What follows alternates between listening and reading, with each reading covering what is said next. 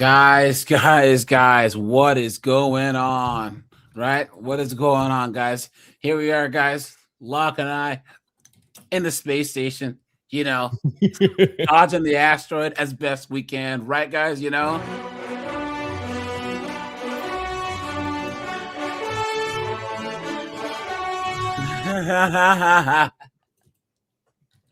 After a hard days of dodging, guys, we got to sit down, crack open a couple cold ones in the bar here, and talk about some pop culture news. I think that's just a good way to have Friday, to end the week, But Locke, man, how you doing, man?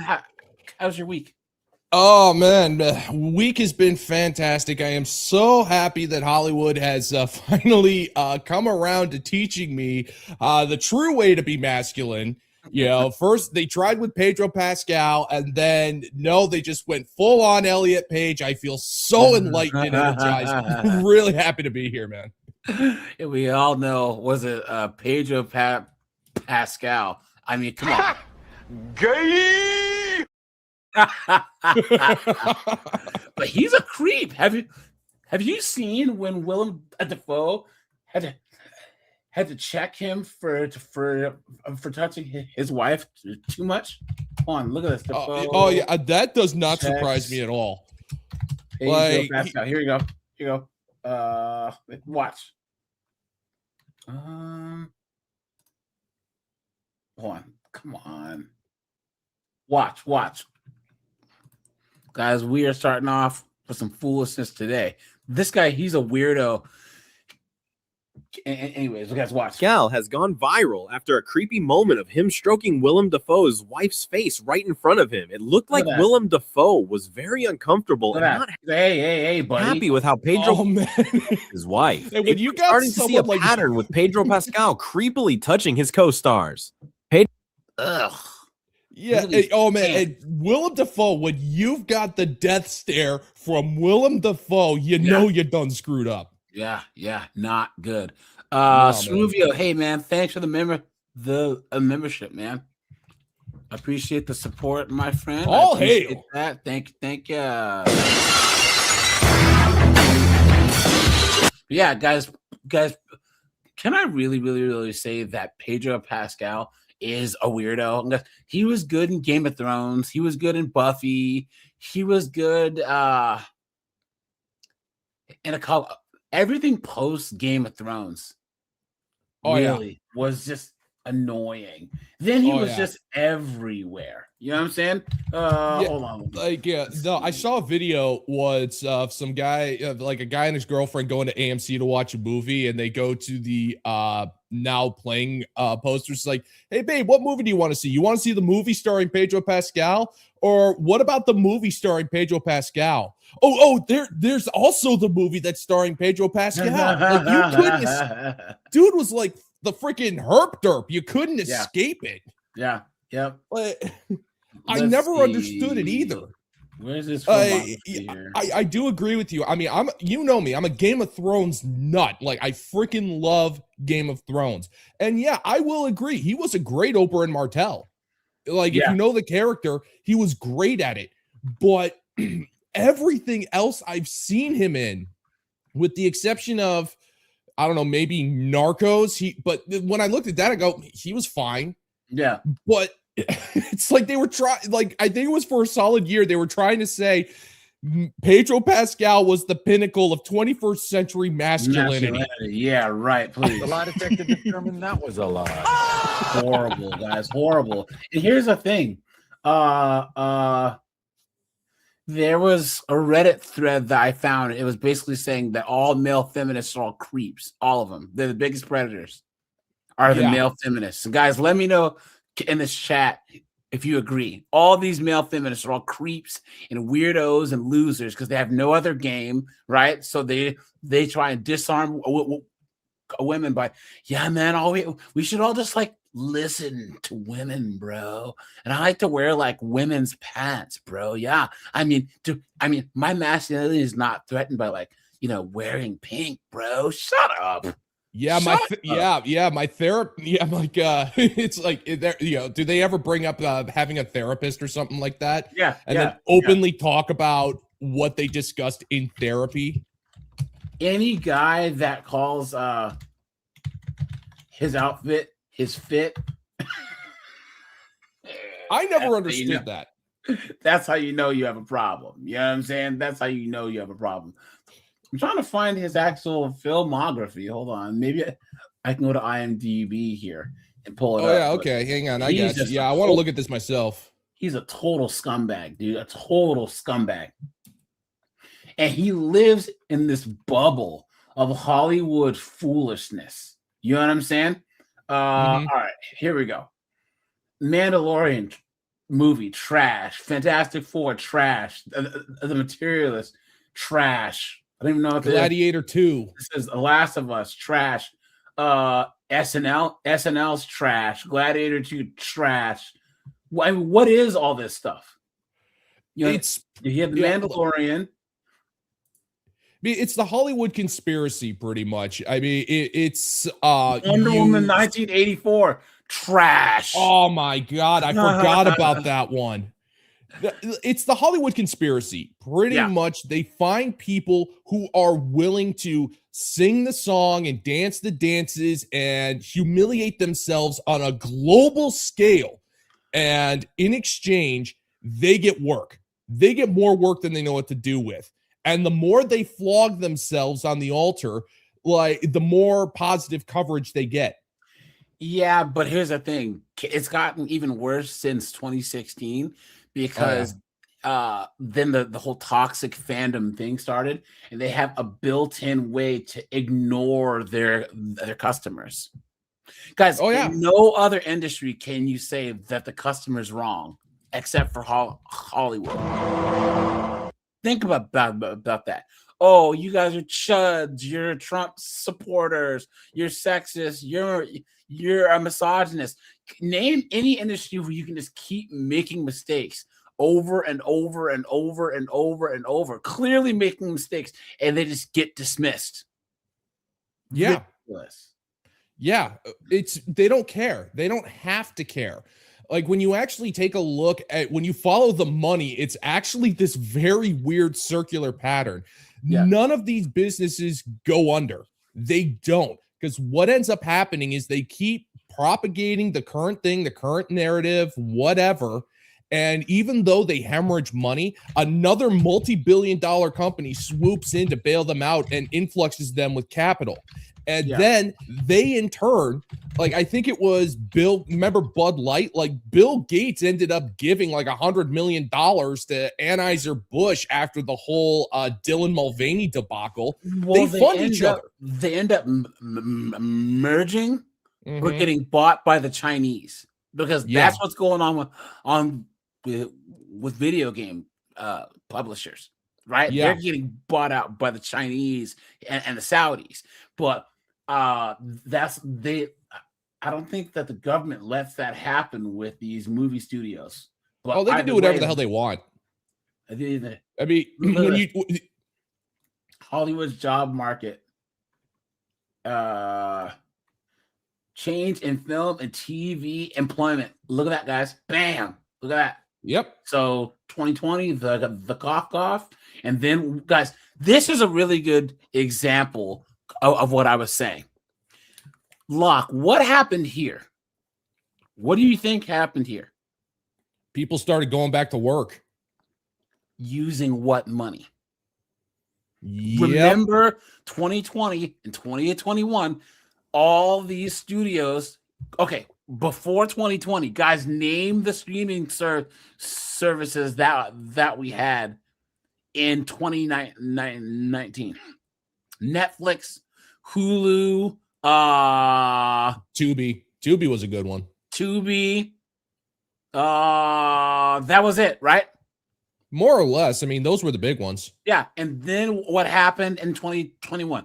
Paramount Plus, Disney Plus, AMC Network. Everyone got a streaming service. Yeah, History Channel got a streaming service. All on Stars all the time. Yes. Oh, Amazon Prime was the big one before the cough too. So what happened was all these investors said, "Oh, well, everyone's stuck inside. Movies are dead. Television's dead. Streaming's a wave of the future." So all these investors from all over, from big tech, from oil, from overseas, invested in Hollywood streaming services, and it didn't work. It didn't work. Disney got cooked. The dumbest thing that Disney could have ever done is make a streaming service. Yeah. Why? Why? It doesn't make any sense. So then, yes, you know, the what is it? 70% of all the slop on Netflix has some LDHD TV stuff in it because they were giving US aid money for anyone that included this stuff. So guys, this Netflix was throwing all types of stuff out there. Netflix used to be where movie studios and stuff could make some extra money by saying Locke made a movie, right? Locke Studios. I'm going to pay him as Netflix $20 million to have that movie on Netflix. Then Locke can count that as more money towards the profit of his movie. Okay.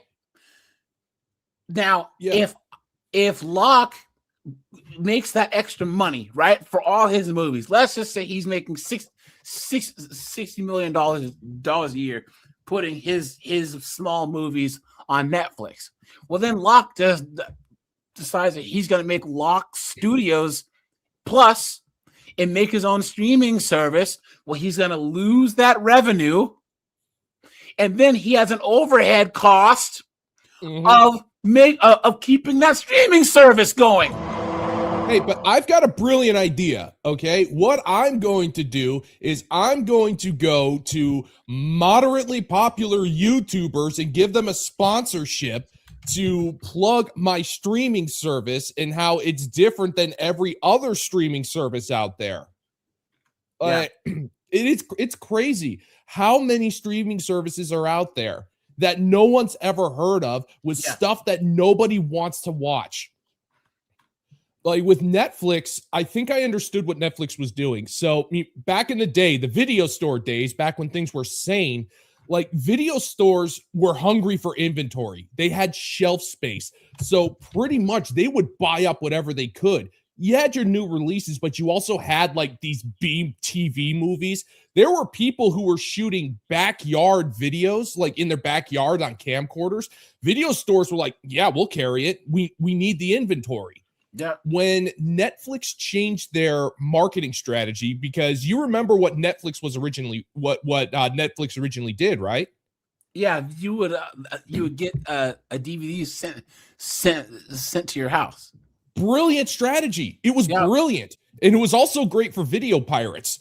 But when they went direct to streaming, it's like they only had so many movies, so they needed to fill up the space with something. And there was a point where it was just like they were buying up everything they could just to fluff out what they could show online. Yes. And then when they started making their own stuff, that's when the fit really hit the shan.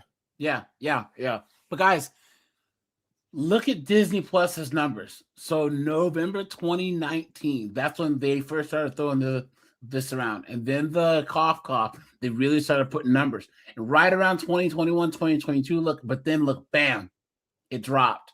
Now, guys, this is not good. No. These numbers, even the peak, is not good enough for the amount of money that they spent on Disney Plus and the amount of overhead that it keeps. I mean, that it costs to actually keep this thing going. This is not good. No, this is not good. $131.6 million when you have some of the most universally loved IPs of all time, and you can only get 131 people worldwide to subscribe. You serious? Yeah. So here's a question for you, because these guys, they make some of the dumbest decisions imaginable. Do you know one of the biggest reasons why people were getting Netflix subscriptions when they first went online? Do you know what they wanted to watch? What's that? The Office. Netflix had The Office. That was a huge moneymaker for them. Yeah. And I noticed this because Netflix made a press release saying, hey, NBC is not renewing our contract. They are going to be taking back The Office to start up their own streaming service. And that's when I went, whoa, there it is. Yeah. The streaming wars have begun, and everybody lost. Everybody lost. That's like the a Big Bang Theory now is on HBO Max, I think. God, people are still watching that garbage. Oh yeah, no, dude, no way. The Big Bang Theory is awesome. The only thing that I don't like about it, I'm sorry you feel that way. Once again, is that all the guys were always doing stuff. They were always reading comics, playing D&D. They were doing fun stuff, and the girls did nothing and made fun of them. You know what I'm saying?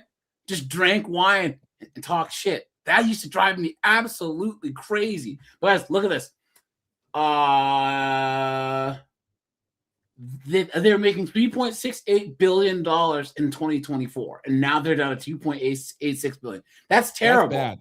That's really bad. That's horrible. That's really guys, bad. This is what I didn't think about. Hey, do you guys know what did this? Right here? South Park? They bundled it in with Hulu and ESPN. Oh, yeah, that's right. I forgot about that. That's the only reason why I have the Disney Plus right now is because I have Hulu. Because I watch, It's Always Sunny and a lot of the other shows on there, right? And then then ESPN had the UFC, but now it doesn't. But if there was no Hulu, there would be no reason for me to even have this package. You know, guys, hold on. Carlos X, guys, hit the like button, and guys, follow Carlos X's example. Yeah, start buying physical media while it's still cheap. Thank you. The price for physical media is going to go through the roof. Thank you, Sony. Thank you. Bunch of jerks. Guys, my girl's favorite movie is Dogma, right? Oh, do you know the lengths that we've had to go to actually get that freaking movie on DVD? Dude, yeah, no, isn't like the standard edition like over $100 on eBay? Yeah. Like I was actually able to get the special double disc edition back when DVDs meant something. Yeah, I was able to pick that up for like $20 brand new. I still have it. It's freaking crazy because physical media, now that they're making it clear that they're going to be stopping with all of it, video games are just the beginning. It's just the beginning. Yeah. Everyone's going to be following and doing likewise. It's going to end up driving the price of physical media through the roof. And I am telling you, man, we are going to be seeing a gigantic rise in piracy. Yes. And I'm not just talking about torrents here. I'm not just talking about the Pirate Bay, which you shouldn't do because it's illegal. Wink, wink, nudge, nudge. Of course, I don't do such a thing. How could you think I'm such a monster? What do you think I am? A commoner? What type of scallywag or ne'er-do-well do you believe me to be? How dare you? If I had a glove, I'd throw it at your feet for such an accusation. But no, we are going to start seeing bootlegs just flooding the market.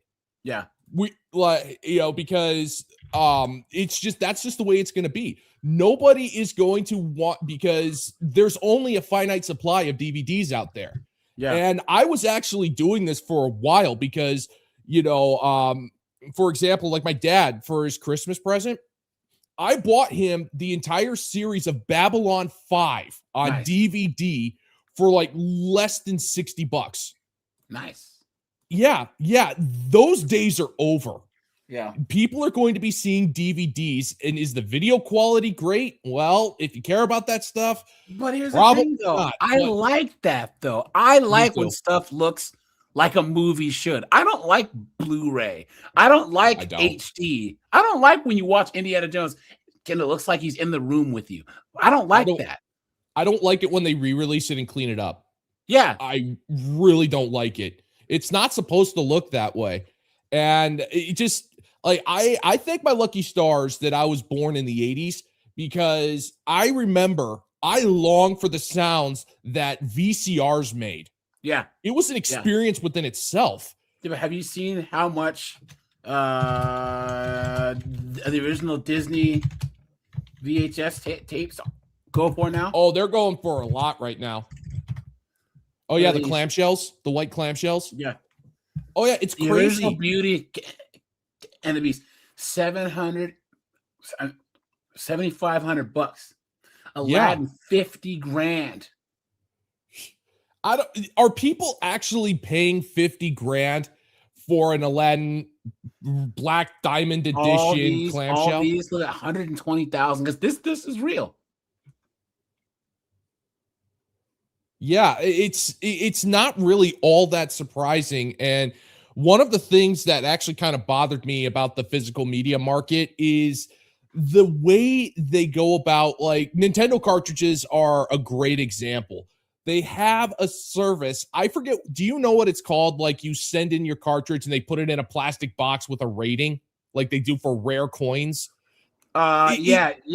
Retro video games, that whole thing. But that market kind of blew, that bubble burst like right after the cough, because there was people doing that thing where you all put money in to invest and then buy a game and then you all own it and then you can all decide to sell it and split the profits. They do that with Pokemon cards too, you know? Yeah, and that's so stupid. Like, who's paying $80,000 for some Nintendo game? Are you high? Dude, are you serious? What's the name of that dude? I feel embarrassed that I forgot his name. He ended up buying like an ultra rare, what was it, a Pikachu card? Was it Logan Paul? Logan Paul, thank you. Yeah. God, I can't believe I forgot that name. Yeah, but yeah, he's an idiot. Well, he's pretty easy to forget. Thank God. No, he's walking around like, this is an ultra rare Pikachu card, and I got it in like a 24 karat gold necklace now. And I look at that and go, there's only a certain caliber of person who has the money to buy that, and they're going to look at that and go, that's not an investment. That's just that, like, because who has the money to drop that who can drop that kind of money on a freaking Pokemon card? It reminds me of Beanie Babies back in the day. They're trying to turn it into its own economy, and then what do? They push out the people who would be the most interested in buying it. Yeah. Like, I think Pharma Bro, whatever that dude's name was, he did the same thing. He found the world's rarest, most highly sought after Magic the Gathering card, and he bought it just to own it. He has it next to an ultra rare Wu-Tang Clan vinyl LP that he doesn't even listen to. Well, guys, there's hold on. If you guys are into boxing, right, there's all these collectors that have this old school boxing footage. And they're in these vaults, and like every year, one of these guys dies, and then more footage pops up. But hold on, there's also a market for there's also markets for Rockstar autographs, where the second a Rockstar passes the mortal coil, anything that he signed. This is how popular boxing was one of the first things that they filmed was a boxing match. 1894. Look at this. Back when men were men. And then Johnson left. And then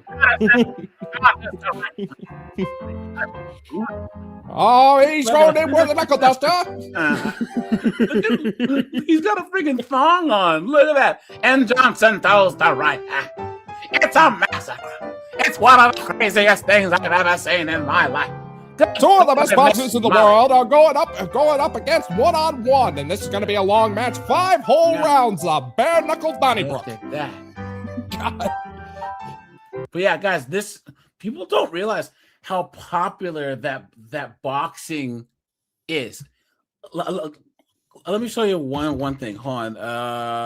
But the difference is, it's like this is history. this is legitimate history, especially when you take a look at the evolution of the sport itself. Look at this. Yeah, that was a big deal. The famous front page where a major boxing match headline overshadowed the official end of World War I. The main front page of the New York Times. Look at this, guys. Hold on. Images. Look at this. Yeah, that's like you ever Dempsey see wins the title. Willard is severely beaten, and then Dempsey wins the title, and then like way down here it says World War I. No, this is the wrong one. Hold on, guys. Yeah, that's the New York Tribune. That's a different paper. Now, while you're looking for it, kind of reminds me of a scene. You remember Time Cop, right, with Van Damme? Of course, yeah. That opening scene. That in the 1920s, it's like the bad guy. He calls up his security guy. He's like this 6'2" bare knuckle boxer, built like a brick. You know what? And he gets his fist ready in the old school Irish style and goes, "I once went 10 rounds with Peter O'Sullivan himself." And then Van Damme just hits him with constant kicks and goes, "Yeah, well, I saw Tyson beat Spinks on TV." That's how big boxing was. They were practically celebrities. Let's see. God, I can't find it. Hold on. But yeah, guys, like that's how famous that boxing is. Yeah, here it is. Dempsey knocks out Carpenter in the 4th round. Challenger breaks his thumb. It's the champion's jaw. 90,000 people, and then. God, that was back when people actually had to read. I mean, look at that. Look at all of those stories. Look at all of those headlines. Harding ends war. Signs peace decree. Hey.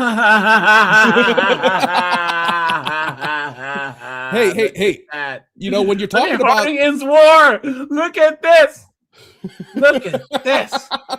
Guys, that's I'm telling you, that's how combat sports is part of the human condition, right? Guys, if there's no combat sports or any contact sports, any teams that we can make our unofficial tribes, do you know how much more violent our society would be? You know what I'm saying? Yeah. There's a reason why the Romans had the Colosseum. Yeah. There's a reason why they had it. And the funny thing is, I understand why UFC is so popular. One of the reasons why I'm not a big fan of 21st century combat sports is that there's far too much pageantry. There's far too much pageantry to it. There's no grit to it anymore. No, there's actually thing. Okay. Here's the thing. Why do you think boxers wear the big flashy trunks? To identify themselves in the ring against the opponent? Because it's flash, because it's flair. Yeah. How many times have you seen where's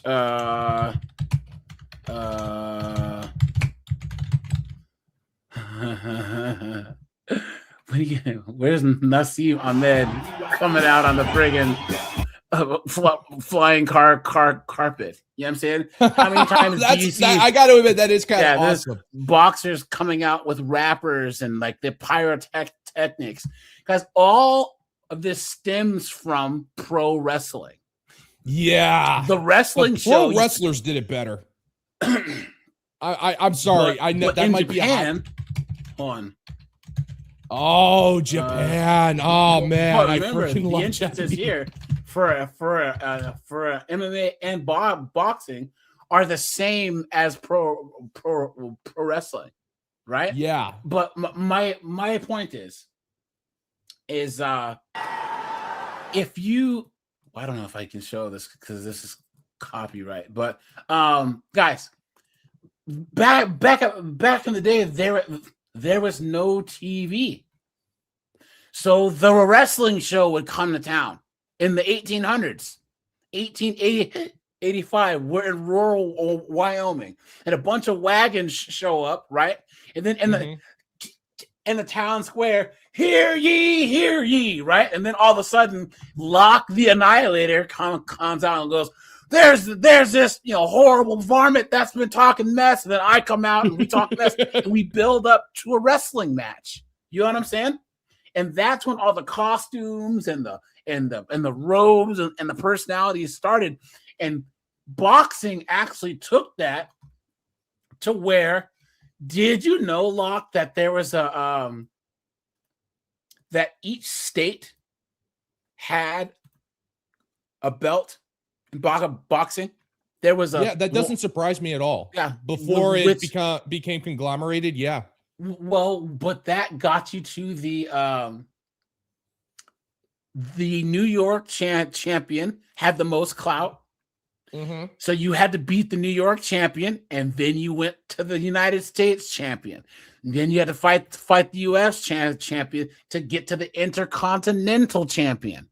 And then once you beat the Intercontinental champion, you were on the world stage to actually fight for the world belt. What does that sound like? Pro wrestling. Boxing got its belt system, its concept from pro wrestling. Pro wrestling did it first. Boxing took it, but then they made the WBO and the IBF and all that other stuff. But there used to just be one belt, and every territory had its league that you had to fight through to actually get to the world stage. Mexico has its Mexican champion, where you got to fight through all those states there. The Brits and the Australians have the Commonwealth champion. Oh yeah, you know what I'm saying? It was brutal. There's a those Asian belt. I don't really follow boxing that much. I think the last fight that I actually watched was Floyd Mayweather. It was a long time ago. Floyd Mayweather versus Manny Pacquiao. And Mayweather, I think it was in the second or third round, he started beefing up drama, Pacquiao bit me, he bit me, how can we let this be? And I'm just watching this and I'm going, dude, I can get this from pro wrestling and it's 5 times more entertaining. Because pro wrestling, correct me if I'm wrong, pro wrestling is to dudes what soap operas were to women. Yeah. I mean, I think we can agree on that. And look at the old school stuff. Oh, yeah. They were wiry, too. 1885. But, guys, Cornish wrestling turned for mid Cornwall. Turned into catch can wrestling, which is an actual submission grappling style. And that's what Sakuraba used to actually beat all the Gracies. Keith, who's a farmer. Bill, so this is wrestling, but it has heel hooks, all this other stuff. At the same time, you can do almost anything you like with his canvas They're jacket, not using mats. Throttle him. The grass is your only padding. Your bare feet, but kicking and punching are not allowed. And then, in the early 1970s, 1995, 6 from there on. And of course, back in those days, there was. So Billy Robinson, he's the one who actually went to Japan and taught the Japanese, because you would like Japanese pro wrestling more, because Japanese pro wrestling actually looks like MMA, but it's not real. You know what I'm saying? They're doing locks and holds, and they're actually hitting each other, but not hard. You know what I'm saying? So Japanese pro wrestling, you got to actually have grappling skills. Mm-hmm. To be out there doing this. But watch.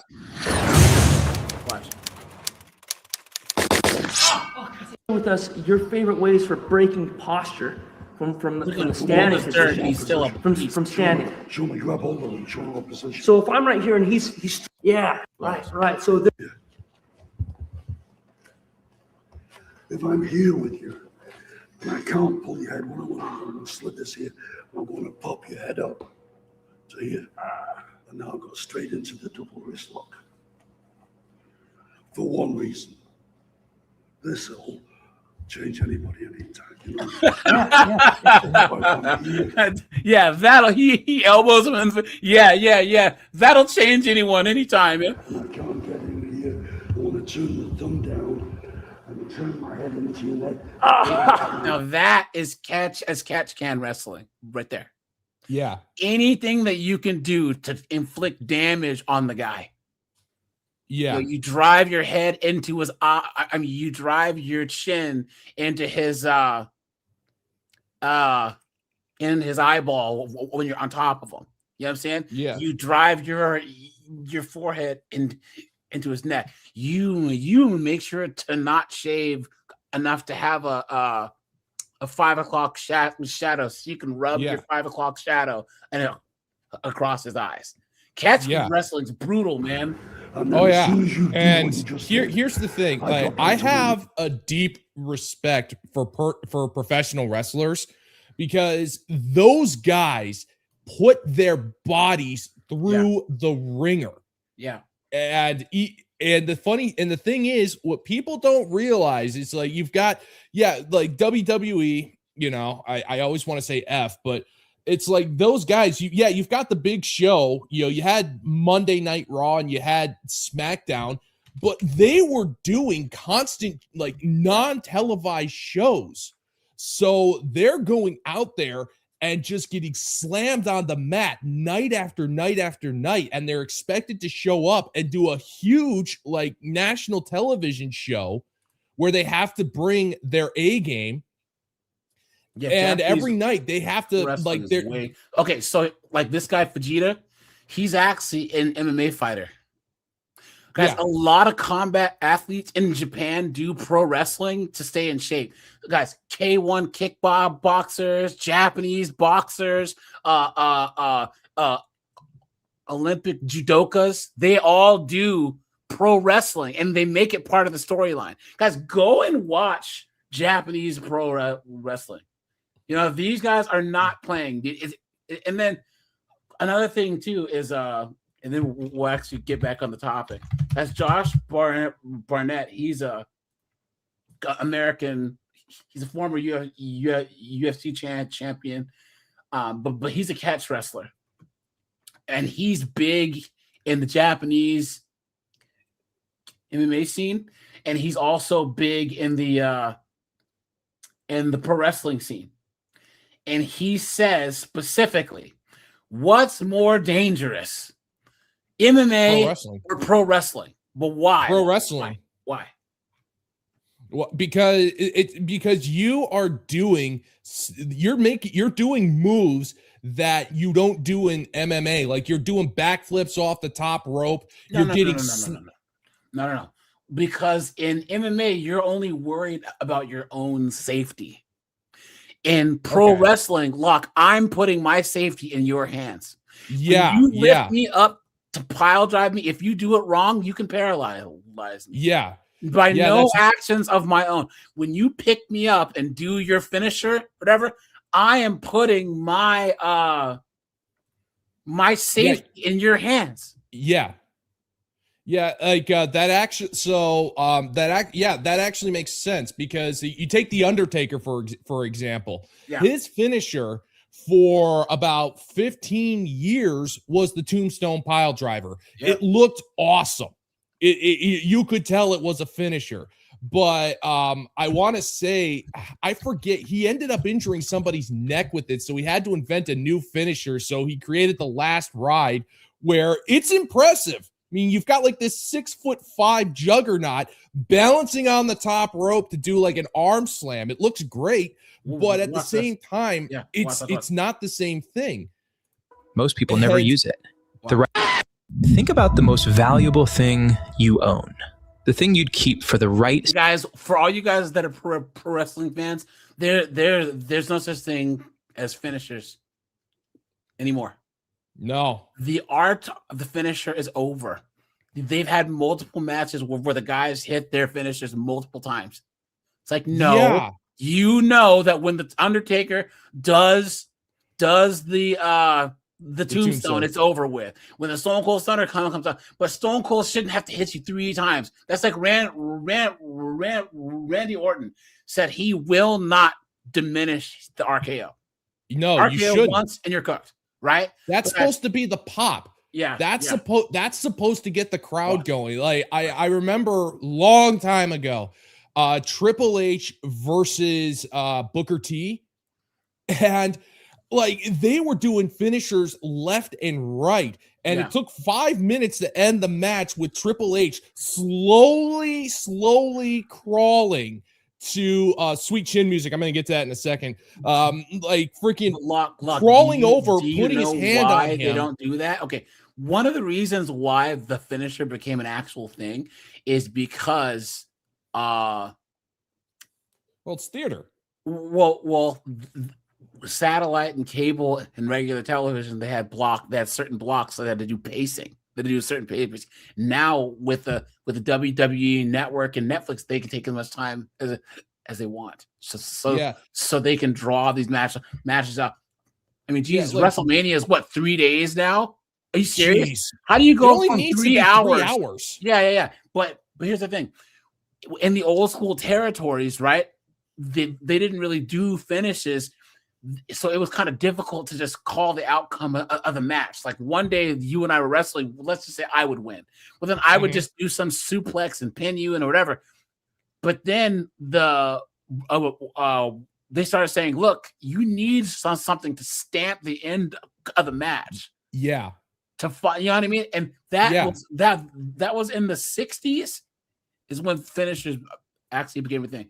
So yeah, and like with Sweet Chin Music, I think about Shawn Michaels versus Ric Flair, which is what many people believe to be like it was supposed to be Ric Flair's final match, even though I think he's still trying to wrestle now. Yeah. And like the finisher was like Ric Flair was like looking at Shawn in the ring and pretty much, I got nothing left. Take me out, man. Yeah. And I like Shawn goes, I'm sorry. I love you. Hits him with the Sweet Chin Music. That was like what, 25 years ago. People are still talking about it to this day. But here's the thing. Did you know Sweet Chin Music wasn't Shawn Michaels' finisher? What was it? The fall away slam. He used Sweet Chin music to set up the follow-away slam, but nobody ever popped for the follow-away slam ever. So I think it was Vince or someone goes, hey, that super kick you do, why don't you set that up? So that's when he started doing the stomp where you go boom, because he didn't do the stomp. But when he does that stomp, and guys, everyone uses super kicks nowadays. That's another thing. Yeah, it lost its magic. Used to never take another guy's finisher. Jake the Snake was the only one who would do the DDT. DDT, yeah. But then Raven started doing it, but he did the even blow. He changed it just a little bit, right? But then everyone started doing DDTs just in the match. But when Jake the Snake still does it, the way he sets it up, the DDT comes, it's over with, you know. But it's supposed to be the thing that never loses what it's worth. Watch, guys. Kenta Kobashi had a move like that.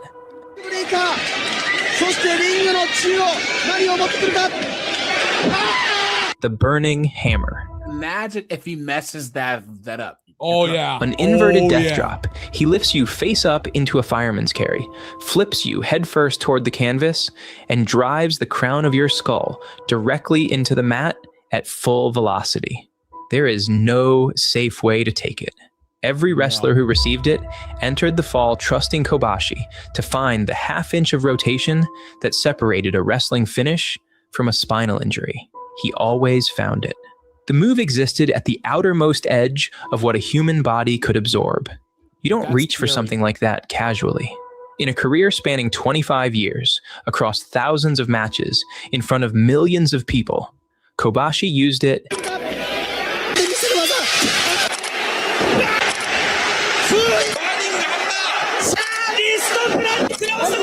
7 times. Good. 7. That's it. And it worked. Yeah. So my point is, guys, is Japanese pro wrestling. If you are really into combat sports, guys, go and check it out because it's good stuff. Your combat sports fix. It's good stuff. And guys, there's so much lore and history and so many of your favorite fighters and boxers and kickboxers and judo, Olympians, wrestling Olympians were all in this. Their women's division is off the chain. It's so good, dude. So, but anyways, I digress. So Hey, Locke, did you see that Supergirl flopped? Allow me a moment to recover from my shock. Okay, that's long enough. Of course it was. Like, I watched the trailer for this movie and I already knew it was going to flop because it tried to do, like, how would you describe it? Like, it was the James Gunn humor. Like, it was supposed to be like nonchalant, borderline ironic, where the person is so good at combat that they just don't care. Well, they tried to make her into this. They made her a modern woman. Not one of this jaded. I'm burned out and don't want to be a hero. It's like, you're 23 years old. If you have an old hero, like, so I still haven't watched Spider Noir yet, but like, that makes sense that he's kind of burned out. Yeah, he's old. You know what I'm saying? But you can't be old and jaded when you're 23 years old. Yeah, and like I'm and here's the thing: you can have a superhero burnout. You can have like but it's usually a plot point in a bigger movie. You don't base, like, I think what Superman movie was it with Christopher Reeves where he's sitting at a bar just doing shots of whiskey? Number 3. Like, I want to say what was that? Like, I want to say it was either Superman 3 or Superman 4. Like, I'm totally fine with a burnout, with like a scene where it's burnt out, where it's like, okay, you've been overpowered, or the people think that you're evil or you're doing more harm than good. That can make a solid plot point. But to base half of your movie on a 23-year-old life failure being burnt out and getting drunk at clubs, that's not entertaining. But hey, Clayton, James Gunn didn't even direct Supergirl. He might as well have. You know what I'm saying? Yeah. It's the same formula. It's the same formula. Guys, the Supergirl made what has it made? It made $123 million worldwide. That's catastrophic. Sorry, guys. All right, that's my keypad. So made 123 million. Divide that by 2. 61.5 million is all that the studio gets. And guys, look at the budget. Look at the budget. 186 million bucks, and then marketing is another 120 million. So let's just round it up at 300 million. Yeah, because they can't do superhero movies anymore. Like, this is pathetic. They can do Spider-Man movies, because Spider-Man's gonna make $1 billion. Well, Spider-Man is a different animal.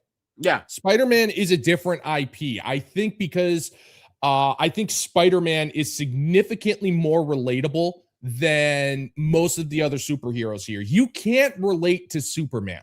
Yeah. Superman is a demigod pretty much. Well, it just depends on how you do it, because Henry Cavill, he was a great Superman, but I couldn't sit through Man of Steel.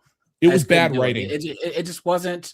You know what I mean? But if you were to take like a Henry Cavill and actually give him a really good movie, Superman works because Christopher Reeve's movies work. Henry Cavill is a guy who appreciates and understands source material. Like, for example, when I heard that they were remaking Highlander, I was just, no, I didn't. Then they said Henry Cavill is playing Connor McLeod. I go, okay, you've got my attention again. Yeah. Because Henry Cavill is a dude who understands source material. Yeah, he's a bit of a nerd. Gonna put up with the bullshit that he put up with The Witcher. With The Witcher, yeah. Like, he understands the source material. And here's the thing.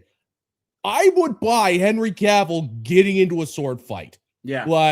As an immortal man getting into a sword fight. I was gonna say, he probably gets in sword fights now. Yeah, probably walks down the street with a freaking broadsword attached to his back. Yeah. Hold on. I wouldn't mind seeing it.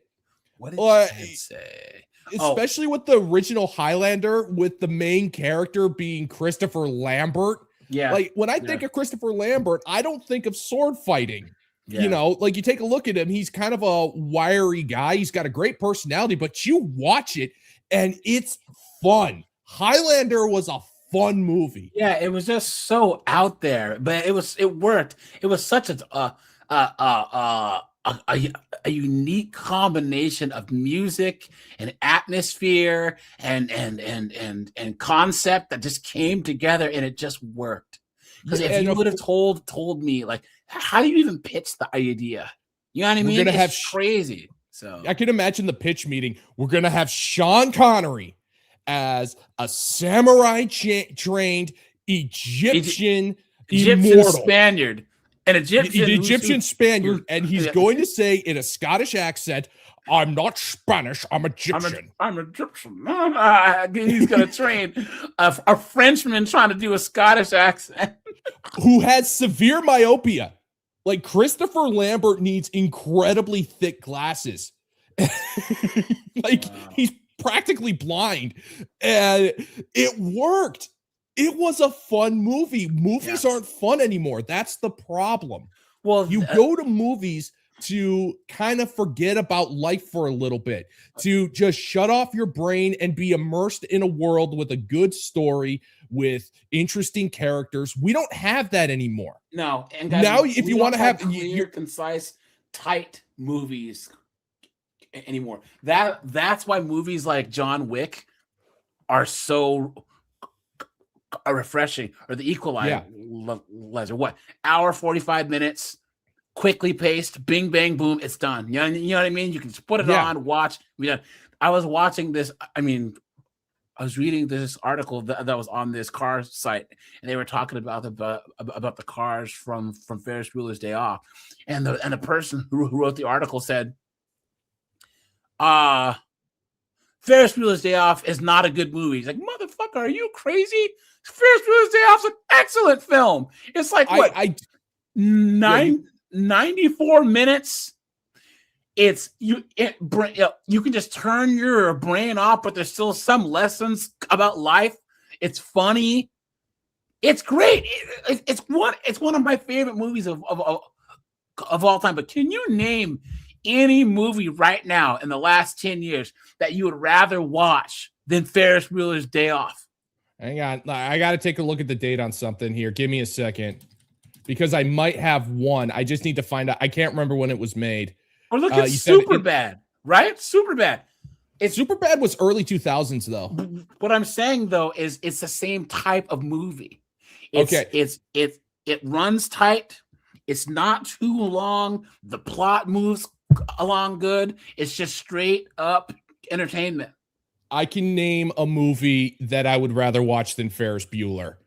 Walk Hard, the Dewey Cox story.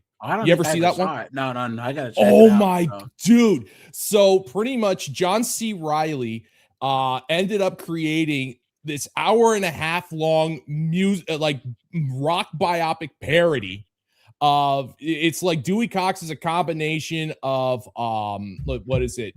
It was of Johnny Cash, and like a whole like 60s protest psychedelic bands like Brian Wilson and stuff like that. And he just made this incredibly bizarre, like there were so many good scenes. They got like a lot of cameos. What was it? Jack White played Elvis Presley. They got Frankie Muniz to play Buddy Holly. There's this great, it's one of the few movies where I find Jack Black funny. That's rare. Oh, that must be hard. That's pretty crazy, because I can't stand Jack Black. I think he's one of the actors I just don't. The only funny thing that I found him in was what was that movie about? High Fidelity? No. Animal, Mineral, or Vegetable? Jack Black. Oh, Mars Attacks? Airborne. You remember Airborne? Oh, Horse. You guys remember? Rosenblatt. He's been playing the same character for 40 years. Rosenblatt. You guys remember Airborne, dude? Oh, look at this movie. Airborne. Look at this movie. Look at how young one of the greatest advertisements for rollerblades I've ever seen. Look at that movie. Also, I will say this: Jack Black was funny in the original Tenacious D show, back before Tenacious D became douchey. The original Tenacious D show was only 6 episodes, but it had its moments. It was pretty funny. Yeah, but no, Jack Black is a one-trick pony. He can he has one character, and that's Jack Black. You guys, okay. One of my favorite characters archetypes in anything is the asshole high school bully in all the teen movies. You know, Johnny from the Fro and Karate Kid. You know, did you ever see Encino Man? Oh man, a long time ago. I haven't seen. Remember? Ron wouldn't piss on your gums if your teeth were on fire. Shush! Shush!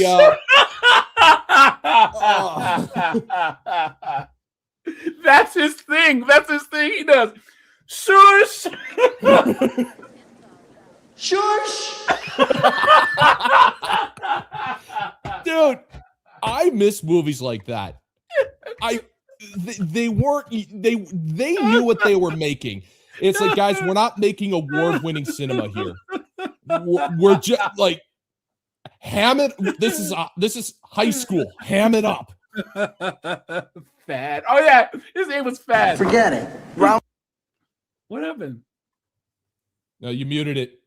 Did I? It's muted. The beverage. Forget it. Ron wouldn't piss on your gums if your teeth were on fire. Yeah, she would. Shush! Hush, please. Bad. And then who was the other one? Mike Dexter is a god. Mike Dexter is a role model. Did you remember Can't Hardly Wait? Oh, yeah. Hold on. Mike oh, man. Dexter. That movie had its moments. Who's gonna want you now? Yeah. Make sure to wear flip-flops in the shower. I got warts all over my feet. How about nobody? Ouch, Mike. He really got me there. Fag.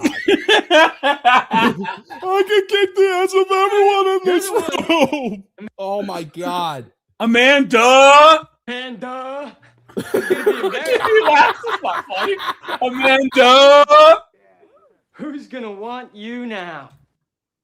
I would rather watch Can't Hardly Wait for 6 hours straight than watch 5 minutes of Supergirl.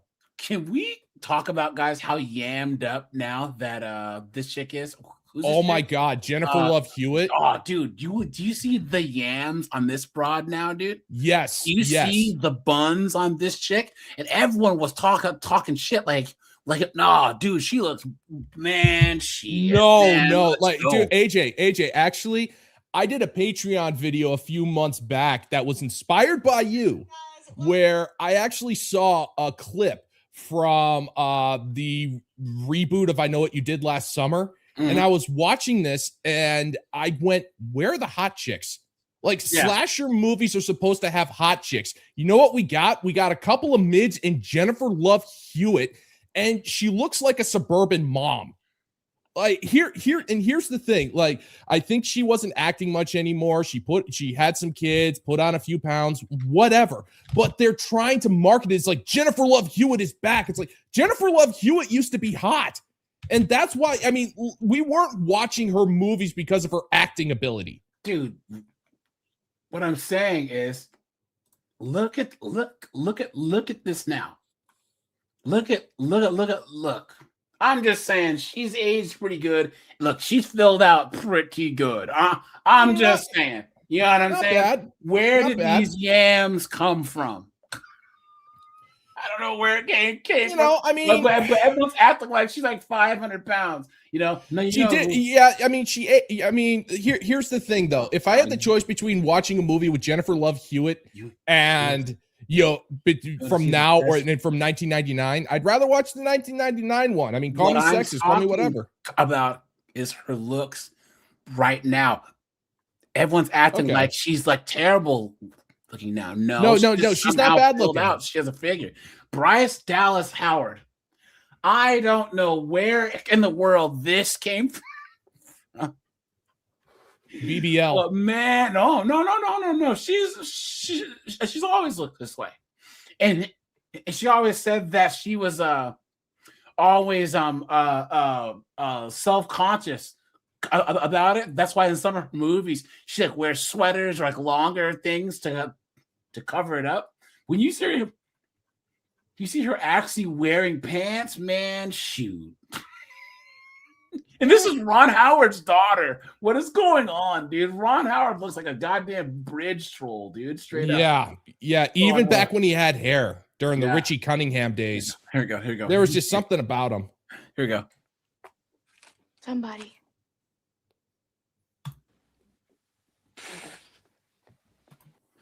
Yeah, her stalker. The 2000s.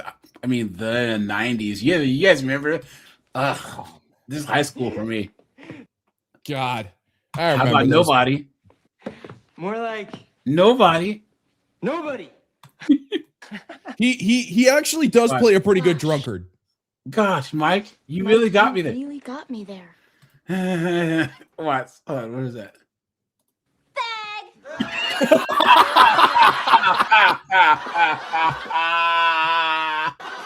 And I like the fact that it was a girl who said it. Yeah. We need to bring that word back. And that dude just did like a terrible rendition of Paradise City, and he ended up having a threesome because of it. The nerd of the movie. No. That wasn't in. Yeah, it was. Wait, no. Yeah, it was. Was it? No, yeah, it was. No. Do you remember that the cops come and they have to run? Yeah, Yeah, I do remember that.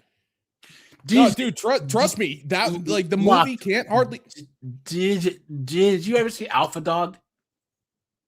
Yeah, I do remember what you're talking about there. Yeah, guys, if you haven't seen Alpha Dog, I need you to watch this movie because this is based on a true story. And guys, Justin Timberlake's in this, Bruce Willis is in this, Sharon Stone's in this. Guys, this is a really good movie. Yeah, Neil Hirsch too. Yeah, you guys need to check this movie out. This is a really good movie because that's what happened in this movie too. So, but anyways, I digress. So, anyways, Locke, the Odyssey. Where do you want to start, man? Like honestly, I think we should start like it was a couple of months before the release when we found out that Elliot Page was going to be like the rumor was she was going to be playing Achilles, and then the backlash was amazing. Yeah, people were doing like AI deep fakes of Elliot Page, like doing everything. Yeah. The Predator shootout. Yeah. Guys, here's the thing. Ellen Page was a good actress. She was in all kinds of stuff. Juno and that one movie with what was the superhero movie? The low budget one she was in. What movie was that? Like, Shut Up Crime, and he would bust you with a wrench. Oh yeah. Super. Guys, check this movie out. Yeah, because she looked good in this movie. Yeah, she was not a half bad. She wasn't a half bad actress. She just went off the freaking deep end. She literally castrated herself. I think that the issue with guys, check Super out. This is a really good movie. Okay, all right, it's really, really, really, really good. It has Homeboy from The Office in it. Yeah, Rainn Wilson. And it's one of those like low budget, but like really, really, really, really good movies. I can't really. The plot is kind of crazy, but Check it out. You gotta love a good vigilante movie. Yeah. And over time, he just gets so tired of like people just being rude and being mean. He's like, dude, someone needs to do something. So he's waiting in line for something, and someone cuts in line, and he's like, I'll show you. So he goes behind the dumpster and puts his costume on. He has this big wrench. Hey man, you need to get in the back of the line. Screw you. His superhero cry is shut up, crime. Shut up, crime. Ow, he busts him upside. That's so freaking brilliant. Yeah, that is brilliant. Yeah, check this movie out. It's really, really, really good. And then, but the fun, yeah, but the funny thing is just there is something wrong with Paige's brain. Like, and I'm not saying that, in jest. There is literally, she must have, or it, I'm just going to say it, because I have no idea what to call it. There's something going on in that brain, because I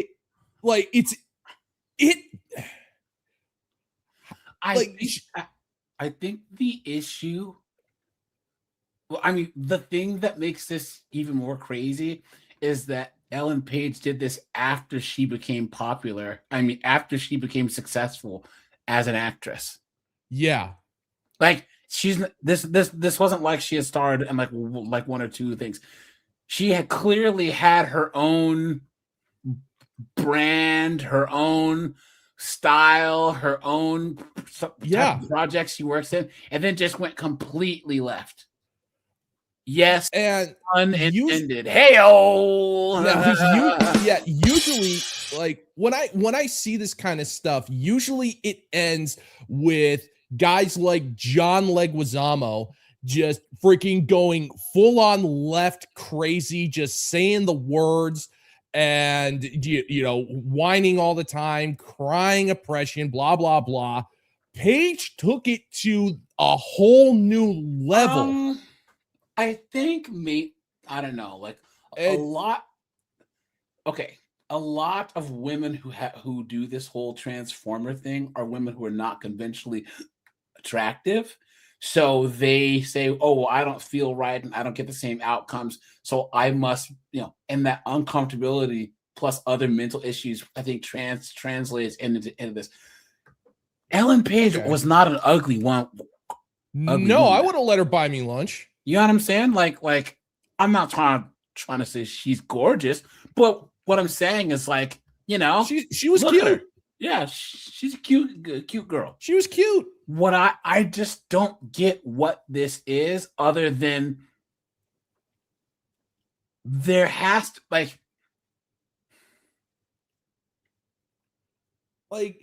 I don't understand it. I like I said, the whole brand now is completely cooked. I don't know what this person thinks their career is going to be, because how do you cast a 5'1", 110-pound person that tries to be a man in anything? And you might as well get Peter Dinklage out there. You know what I'm saying? Yeah, what did Paige, what was their role in the Odyssey? Because I didn't see it. I'm not going to see it. I've got better ways to waste 2 hours, like staring at the wall. And like, wasn't it cast as a like a soldier or something? Yeah, but something weird. But like they were only in the movie for like 4 minutes, though.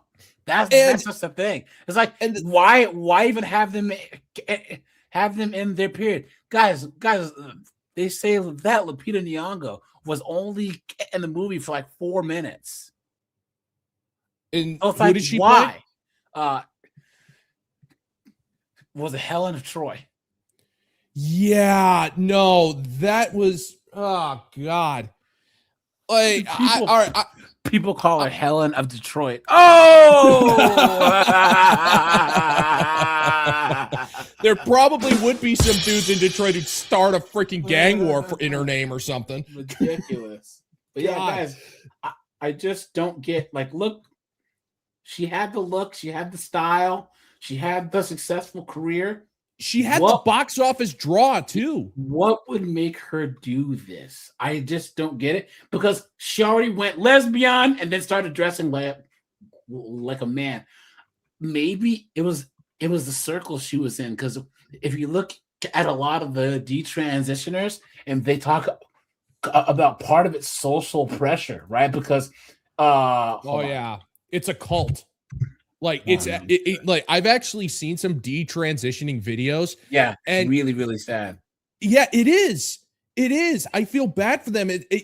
Because I saw one who who's detransitioning back to womanhood, and it's like after the surgery, they thought, I'm finally going to live the life I always knew, and there was something missing, and then I realized it. I sacrificed my birthright. I sacrificed the one thing that made me a woman, and I didn't realize, and I realized how empty and lost I was. And I look at that and I just I feel bad for them. They have a, oh my God, what have I done moment. Yeah. And they paid a huge price to learn that lesson. Yeah. And let's see. And that's why they say men, I have empathy for the people who realize they made a terrible mistake. I have empathy for a lot of those people, because look at this. They look at this. Me watching all my trans friends from 2020 detransition. Look at that. Now, because the transgender identity is a product of social contagion. It's a trend, and a very dangerous one at that. That's why you're going to see a whole lot of graphs like this. This is 18 to 22-year-olds who identify. Look at that, guys. Whoop! Right in the toilet. These are people, who identify as being transformers. Look at that. Transgender or non-binary, you're going to see an uptick up to 2022, and then it's downhill from there. Here's another graph showing students that don't identify as male or female. Around 2020, this becomes super popular. Uptick all the way through 2022 to 2023, where you see a massive downtrend. If you're seeing a ton of your trans friends detransition right now, it's because they were manipulated by a super dangerous social trend that could have left many of them with irreversible damage, and has left many of them with irreversible damage. I truly think we're going to look back on this time in human history with a whole different set of eyes and a whole bunch of regret for what people were put through in the name of the transgender movement. Look at this. And you know what? One of my best friends detransitioned. They were in a really dark place after an abusive relationship and got sucked in on Tumblr. After a year of living as a man, they realized that they were even more miserable than before. And so many of the people that they knew, the community, encouraged her to delete herself instead of detransition. Yeah. That is a cult mentality. Yep. They welcome you with open arms, and they make you think that you finally have a place where you belong, and then after that they beat you into submission, in some cases quite literally, until you are indoctrinated. And the second you start thinking for yourself, they turn on you. They turn on you in some of the worst ways imaginable. And so we see it all the time. It's a freaking cult. It is a cult. This is how cultists act. Hi there. Today I'm going to be talking a little bit about my detransition. I have a question from a commenter. What got you to detransition? The main thing that got me to detransition was that I didn't like any of my masculine features. I like being feminine, and I like... So this is a woman, guys. Look at that. Hey, guys, this is never going away. The chin, the voice, it's never going away. Yeah, it's not. The damage is irreversible. Yep. And the people who made that decision do not realize. And women get it worse. Yeah. Women get it worse. Women get affected more by by testosterone than men do by estrogen. And guys, look, if you take a whole bunch of steroids, do you know that it can give you a much higher likelihood of cancer? That's why a lot of bodybuilders die young, right? Yeah. So why would you give a woman a whole bunch of male hormone? And then here's the thing: if you give men estrogen, the likelihood for cancer goes through the roof by 10, 12, 27 fold. It's nuts. You're messing with nature. Yep, your endocrine it was never natural. Yep. And the amount of vitriol that people got over it was insane. I saw all of this and I went, this is not normal. Yeah. This is not normal at all. You have people who are encouraging children to castrate themselves. Now, I make fun of a lot of stuff. But I was mortified because I guess I'm old school. I believe children are innocent. And the fact that there were grown-ass adults going online saying that children should have the right to castrate themselves without their parents' knowledge or consent, I looked at that and said, what is the matter with you? You are a demon. Yep. That is like, and the fact is, I am glad that the trend is going the other way, that people are sick of it and you know, the whole gender identity thing is going the way of the dodo, but Hollywood is still trying to push it. And they are using Elliot Page, a 4'11" person who was born a biological woman, to try and push virtues of masculinity. And how did they do it? They had it come out of a theater wearing an unflattering, ill-fitting beige suit to lecture people about what it means to be masculine. Yeah, I don't get it, guys. Like, you want to talk about like high school movies? Elliot Page dressed up like the nerd who went to prom in those movies. There was one video from a woman that's from where I'm from in Washington State, and she talks about the whole you know, she was just young and was going through puberty and dating like an older chick because she was a lesbian, and her girlfriend pushed her into it, and then the whole community just kind of sucked her in, you know what I'm saying? And next thing you know, it's just crazy, man. A lot of this is just social pressure, and it's weird because you have older men who do this and younger women. And one of my fans on my TCAP channel, you know, is a biological woman who uses male pronouns, whatever, you know, but they made a really good point that if you go to these LDHDT TV spaces, it's a bunch of old dudes with a bunch of young chicks, and it's really creepy. Oh yeah, it is like pretty much like the what was, remember the GameStop video? Yeah. It's ma'am, you will call me ma'am or feel my wrath. That, like, I looked at that guy. And I just kind of went, laugh so you don't cry. Sorry, go ahead. Yes. Hi, I'm Max. This is how I ruined my life. Laugh so you don't cry. I wanted to make this video as a warning, I guess. You know, anyone who thinks they want to go down that path, but they're smart enough to critically think about what they're doing. You know, transitioning does go wrong for a lot of people, and this is what went wrong for me. I want to start talking about just dysphoria in general, because that is the driving force. I already feel bad for most people.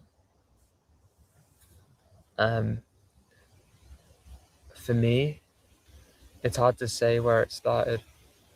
You know, I can think back to being very young and experiencing dysphoria and euphoria even as a of these medical procedures. You know, and that's what I think is so scary about children undergoing these procedures. Just like Locke said, is we don't know the consequence exactly of puberty. You know, puberty is probably the single most important thing your body does in your life. And what's happening through puberty?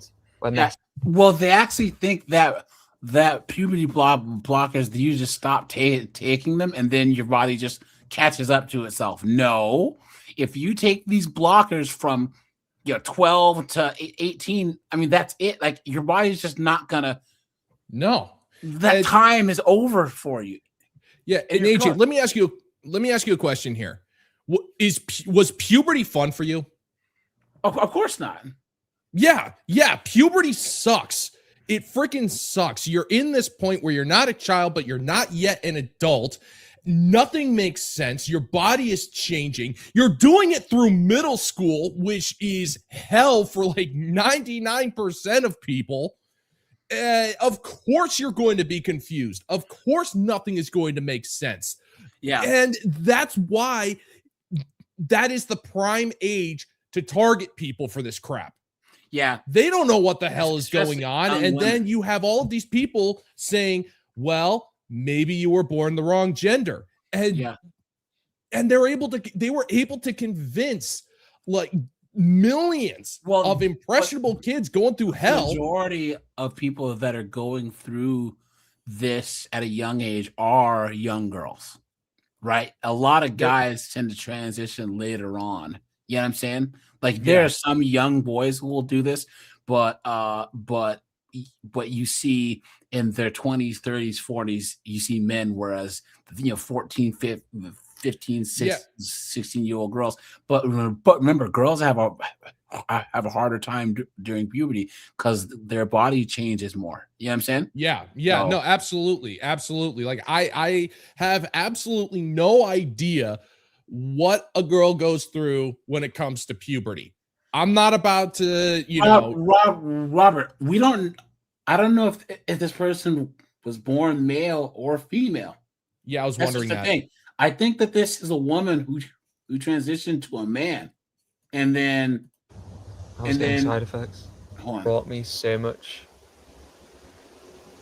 I don't know. It's so much.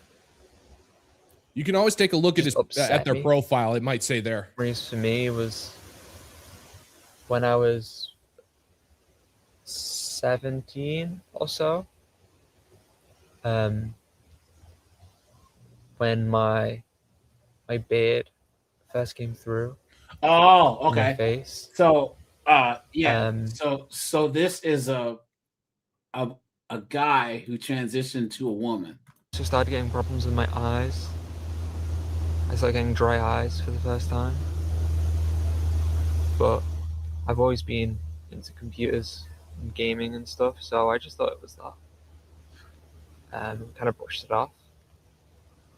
You can hear the grief in his voice. Yeah. When my eye symptoms especially got really bad. Yeah, we'll have to do like a whole yeah. And no, I feel like these honestly, and also just the fatigue. I feel bad for this guy. Yeah.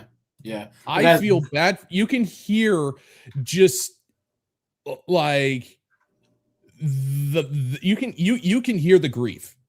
You can hear what he is going through. I feel for that. I truly do. Like, I make fun of people all the freaking time, but you don't kick someone like that when they're down. It's like, I go, you made one of the dumbest decisions in your life. Yeah. You did something that you cannot change. You cannot do it. There's no going back after what you've done. But the last thing I'm going to do is, like, you're looking back and realizing you made a terrible mistake. And I can give credit for that. I look at that and I go, you know what? You realized it, and good for you. And if you're doing your part to try to warn people to not make the same mistake you did, I can give you credit for that. But I think the issue, the lock is once again, isn't it funny, guys? I'm not religious, but like this whole Transformer thing has all the traits that the liberals claim that Christianity and all the religions have, right? But it does it times 1,000. You know what I'm saying? That's how they manage to hook people in so much. Is they're doing everything that they claim that Baptists and Catholics and all of them are doing. You know, it's crazy. Yeah, I get demonic vibes from it, really. Yeah. So I honestly do. Like, if you were to tell me, like, I'd say 15 years ago, that Hollywood and the upper echelon are run by a bunch of satanic, commie, child cannibal sex perverts, I'd look at that and just think, oh, no. And now I'm looking at that and go, yeah, that sounds about right. I'd buy that for $1. There is nothing normal. It almost seems like a ritualistic sacrifice. I just think that there's a certain culture, and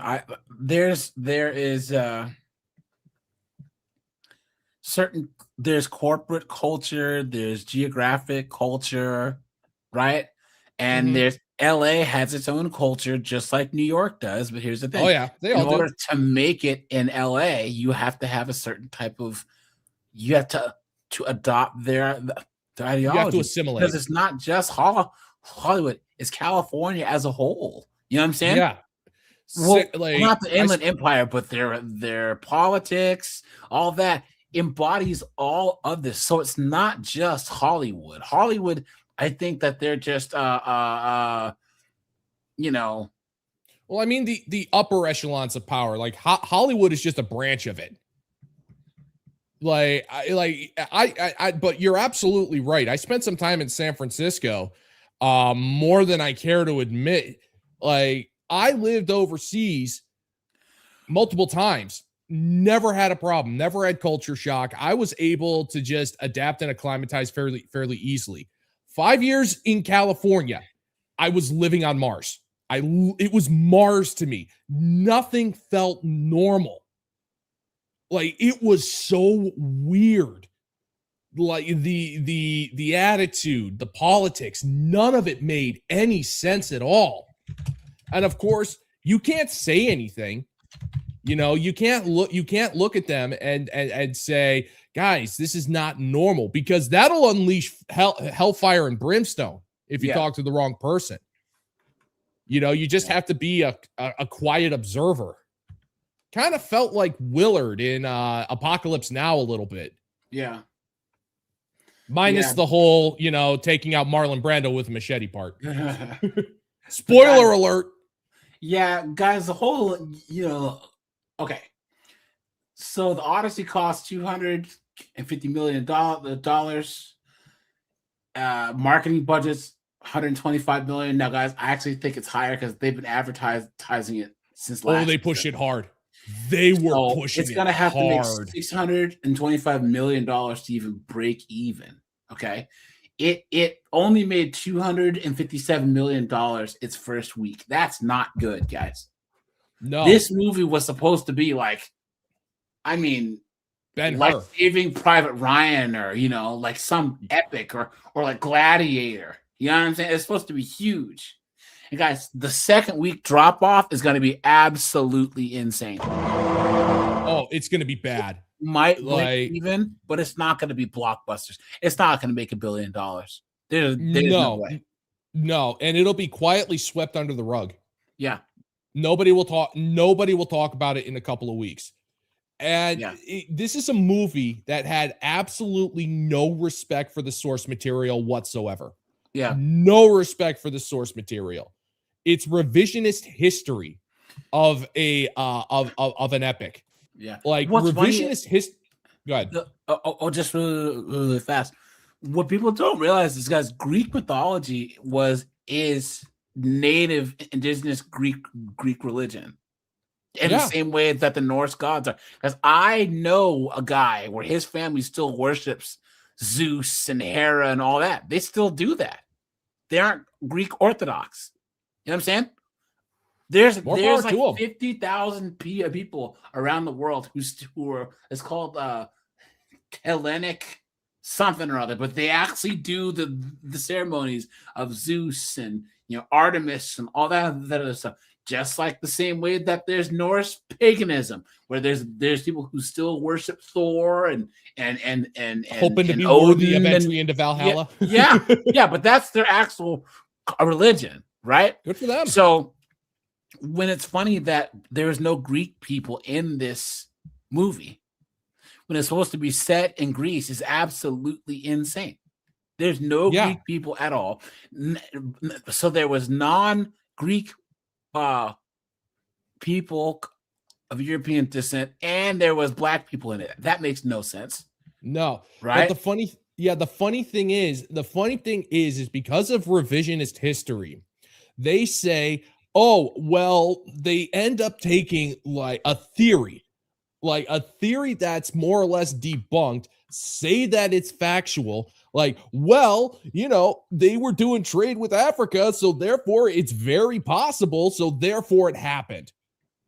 And I take a look at that, and I've seen plenty of videos where they're saying, like, if it has anything to do with Europeans or white people, it's open to interpretation. But if it's a story about Asians or Polynesians or Africans, you have to be 100% respectful and honor the culture. Exactly. But when it's white people, it doesn't count, because the invention of Europe was the bane of the world's existence, apparently. What's crazy to me is how they'll talk about Christianity, but it's like, dude, Christianity came out of the Middle East. Mm-hmm. Christianity was in Africa before Islam or anything else was. The Ethiopian Orthodox Church is the oldest church on earth. Yeah. So people they don't talk about that. The Christians colonized. No, there was Christians in Africa 2,000 years ago. That's just how it works. But people don't study history. Yeah, nobody. Yeah, because that's work. That's work. Like to be able to study history requires time, dedication, reading, research, critical thinking. Pretty much all things that the establishment consider evil. It's so bad that they have to put emphasis on the E. It's evil. Yeah. It makes no sense to me, because history is absolutely fascinating. Yeah. And this is coming from a guy who's not a historian in the slightest. I know next to nothing when it comes to anything. But I'm terrified by revisionist history. It scares like the crap out of me. Here it is. Hold on, wait. Let's go. Hold on. Did I find this? All right, you got me excited, AJ. Hold on. Be like this guy. This guy is Poland Chad, okay? He is my favorite politician, guys. On. Tokzinski, you're here for the Save Europe Act for immigration. Why do you support immigration? Because I want my future daughter to be alive, not raped and killed. Is that enough? Is that a good reason? In Poland is quite a protected country from immigration. What do you mean quite? It's zero. We don't have illegal migrants. It's not quite protected. We did not let them in. None. Zero. It's because you are afraid of what you're becoming. We're not afraid. We're smart. We are brave men. Look at me. Let's go. Brave. We are strong. We are not politically correct. We don't give a shit. We take care of our families. Some parliamentaries of the European Parliament are afraid to support the immigration. No, they are greedy. They are looking for cheap labor. That's what happened when Angela Merkel started this madness. This is why they pay the price now, because of their greed. They are greedy. They don't care about future generations. They are thinking about themselves, about today. It doesn't matter what's going to happen in 10, 20, or 30 years. They don't care. We do. That is the main difference. Their civilization and our civilization is completely different. We are thinking about future generations. Can you see the difference? We are patriots. They are hedonists. That's the difference. Thank you very much. Cheers. Look at that, So- guys. I Look take at that. Hold back- on. Jesus Christ, that's Jason Bourne. You know what? After hearing that, I am taking back half of the Pollock jokes that I've made in my life. And there was one where he was like, "Is this it?" Hold on. Where he's like, hold on. Dude, without sound, it looks like he's cutting The message from European nation is clear. In front of the European Parliament, it says zero illegal migration. This is what our nation needs. The people. Well, he had one where he was like, zero. What do you mean? Zero. That's it. And then they're walking by the border because their border's walled off. It has like barbed wire. What happens if they get across the border? He goes, they will be shot like dogs. Yeah, pretty much. I try not to talk about the subject too much, but we are witnessing the decimation of thousands of years of a culture based purely on the color of their skin, and they have the gall to call us racists. I once heard somebody ask a question, have you ever had a racist thought? And my response, often and proudly. The thing is Warsaw is outpacing most of Germany, like as far as like modern cityscape, because they aren't having to subsidize non-Polish people. Poland pretty soon is gonna catch up to a lot of more modern European nations. You know, I know I harped on this before, but AJ, does this mean I can't do Pollock jokes anymore?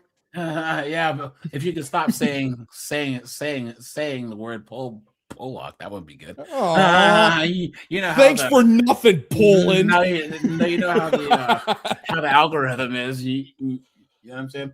But guys, so no, it's against white people, so it should be fine. I'll stop saying it. Guys, Odyssey's epic box office haul breaks the go woke, go broke myth. You've been had. You've been took. You've been hoodwinked, bamboozled, led astray, run amok. Clown world. Are you serious? Brain is officially broken. Are what? you serious? It didn't make nearly as much money as it had to break even. Look at this. That means the film was earned back. It's reported $250 million budget. Production. Dude, no, but they only get half the money. That's what people just aren't, and this is why you can't trust media, guys. Yeah, you cannot trust media. And you said it yourself. That's the production budget that does not account for marketing. They were marketing. They were pouring hundreds of millions of dollars into the marketing of it alone. What? Hold on. So the Odyssey, his last 3-hour biopic about Oppenheimer made $1 billion. So the Odyssey is more accessible and inherently commercial than Oppenheimer was. It'd be shocking if Nolan's latest work didn't earn even more money. Guys, there's no way the Odyssey earns $1 billion. No chance. There's no way. No chance. There is no way because, all right, AJ, do you know what the most lucrative market for movies are? You know what the most movie studios tailor their movies for one specific market? China. Yeah. China. And do you honestly think the Chinese movie going public is salivating at the idea of watching a movie that's based off of a Greek epic? No, they're not. They need China in order to make money. And they're not doing that. The Western movie-going public is not consuming the product anymore. They are sick of it. They are sick of all of it. They're not producing a product that people want. They are not going to make money doing this, but they don't care. It's not about the money for them. It's about it's about propagating this BS message that people have been sick of for the last 3 or 4 years. This is how they're saying. Well, just look at how they're trying to say that anyone who criticizes this movie is a small vocal group of people that are just haters. Is basically to the intense misogynistic backlash to Paul Feig's all-female Ghostbusters reboot. Oh, they're still bringing up Ghostbusters, dude. I know. I'm sorry, man. Yeah. Well, at least this person can actually admit that it was a bad movie. You know what I'm saying? Oh my God. Dude, they cannot. It's been 10 years and they cannot let go of Ghostbusters 2016. They can't. They cannot let that one go. It was a bad movie made with the worst decisions possible. Yep. Yeah. And they keep blaming the fans. That's the play. If a movie bombs, it's not because the product was bad. It's because the people were bad. What kind of sense does that make? Look at this.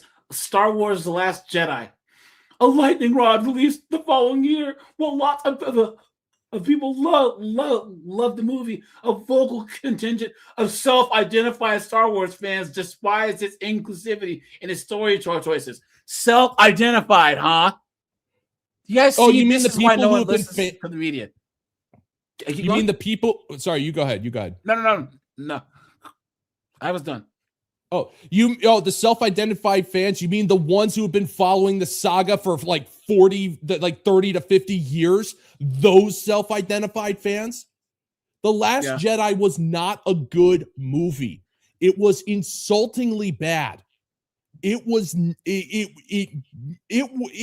a stain on the underwear. It completely decimated the mythos. It had its protagonist become all powerful without having to earn it. It made a fool of Luke Skywalker. And here's the thing. People don't believe me when I say this. The Last Jedi had potential. It had potential to be interesting, but they decided to make all of the wrong decisions. Star Wars did not need Space Vegas. It did not need Space Vegas. And the scene didn't even lead to anything. Look here. No. Keep going.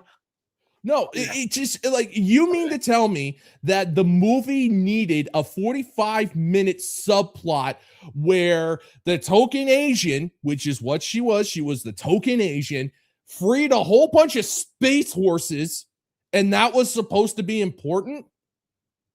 Like, I felt dumber watching it because I was going crazy. There is a good movie to be had in The Last Jedi. It was just written in the worst way possible. And I just kept going over and over and over in my head. You could actually do something with it that mirrors Empire Strikes Back. It wouldn't be nearly as good, but you did have like moments where it could have worked. And it sucked. That movie sucked. And like, that was the last Star Wars movie I ever watched. You cannot, there was no going back from it. These movies go out of their way to show contempt for the audience. Like, no, we're not going to give you what you want. No, we're not going to give you something that you're going to enjoy. And if you don't enjoy it, it's your fault. We're going to go on Twitter. We're going to go on Reddit and all of these other BS sites. And we're just going to rip into you. Because at the end of the day, we will not be held accountable for our actions. That just drives me freaking crazy. And this is coming from a dude who's not even a huge Star Wars fan. But they're but they're not that complicated. But Star Wars is not that complicated. Yeah. That completely counteracts this point, right? Obsession costs what? $300,000 or $800,000, and it's made hundreds of millions. Get Out. Yeah, all these other movies that are not woke have made. Well, Get Out. Whatever. But there's movies that were just regular good movies that have made hundreds of millions of dollars. You know what I'm saying? Yeah. They didn't bend the knee, right? And they made a lot of money. So what are they talking about? So for every bomb that was woke, there's another indie movie that was not woke that did really, really, really good. Guys, I'm curious about something. Hang on. Locke and I are about the same age. Locke, do you remember in the 80s when they had hair metal, that all the manufactured hair metal bands where they were all Oh yeah, those were the days, brother. Yeah. But that's where Hollywood is now, manufactured just garbage, right?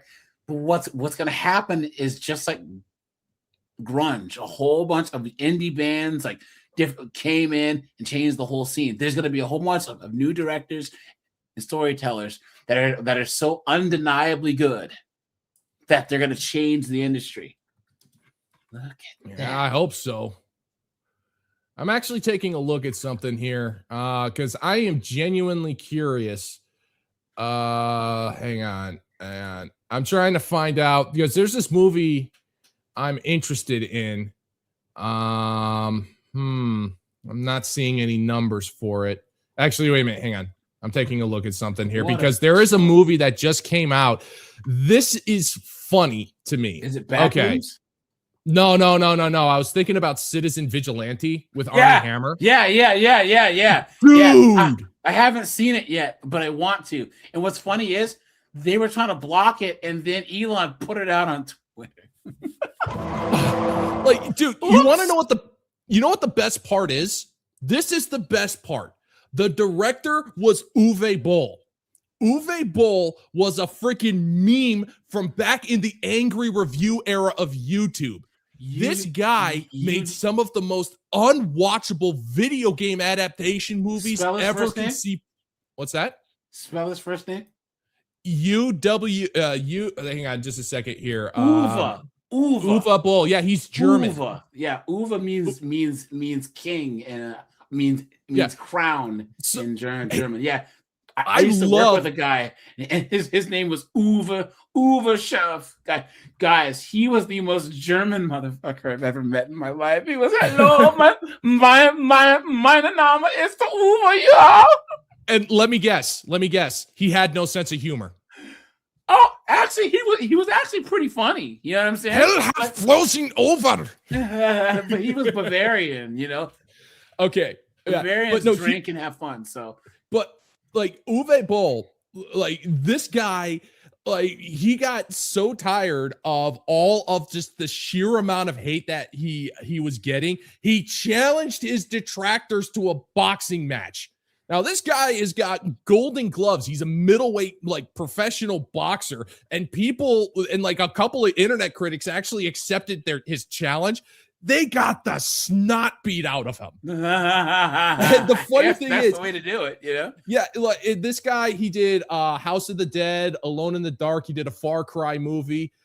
He actually did do the series called Rampage about a guy who was just so angry that he made a Kevlar suit and was running around just shooting people. And like he tried to turn it political, where the character in the second movie like takes over a news station, like a news TV broadcast station, and he's talking about Benghazi and all of this other stuff. And Uwe Boll plays like the station director, and he's watching the stuff that he wrote. And in the movie, he goes, "This is absolutely brilliant." He's praising his own movie within the movie. I freaking love the guy. I can't hate Uwe Boll. And the fact that it only took him like 30 years to finally get a movie with positive buzz. And I couldn't be happier for him. If at first you don't succeed, try again, right? Oh, but yeah. Here, guys, the check's coming due and Hollywood's cooked. Watch this, guys. Watch. Oops, shit. Sorry. Look. This week's announcement of a longtime movie theater in Maquoketa closing its doors is a sign of the times. More people watch movies at home on the internet through streaming services than at small town theaters like the Voy in Maquoketa feeling the pain. Our Quad City's Joel Keller has the top story at 6. Ooh, I want to take it to Maquoketa, go. Since 2020, over 5,000 movie theaters across the country have closed, due in part to COVID and the rapid growth of streaming services causing a decline in attendance. Yeah, but there's no movies that are worth seeing. Guys, back in the 2000s, guys, we used to go to the movies twice a week. Twice a week. There was days where we would spend the whole day in the theater. So we would go watch 3 movies in the same day. Back to back. You know? You sneak in your own snacks and all that stuff. Yeah.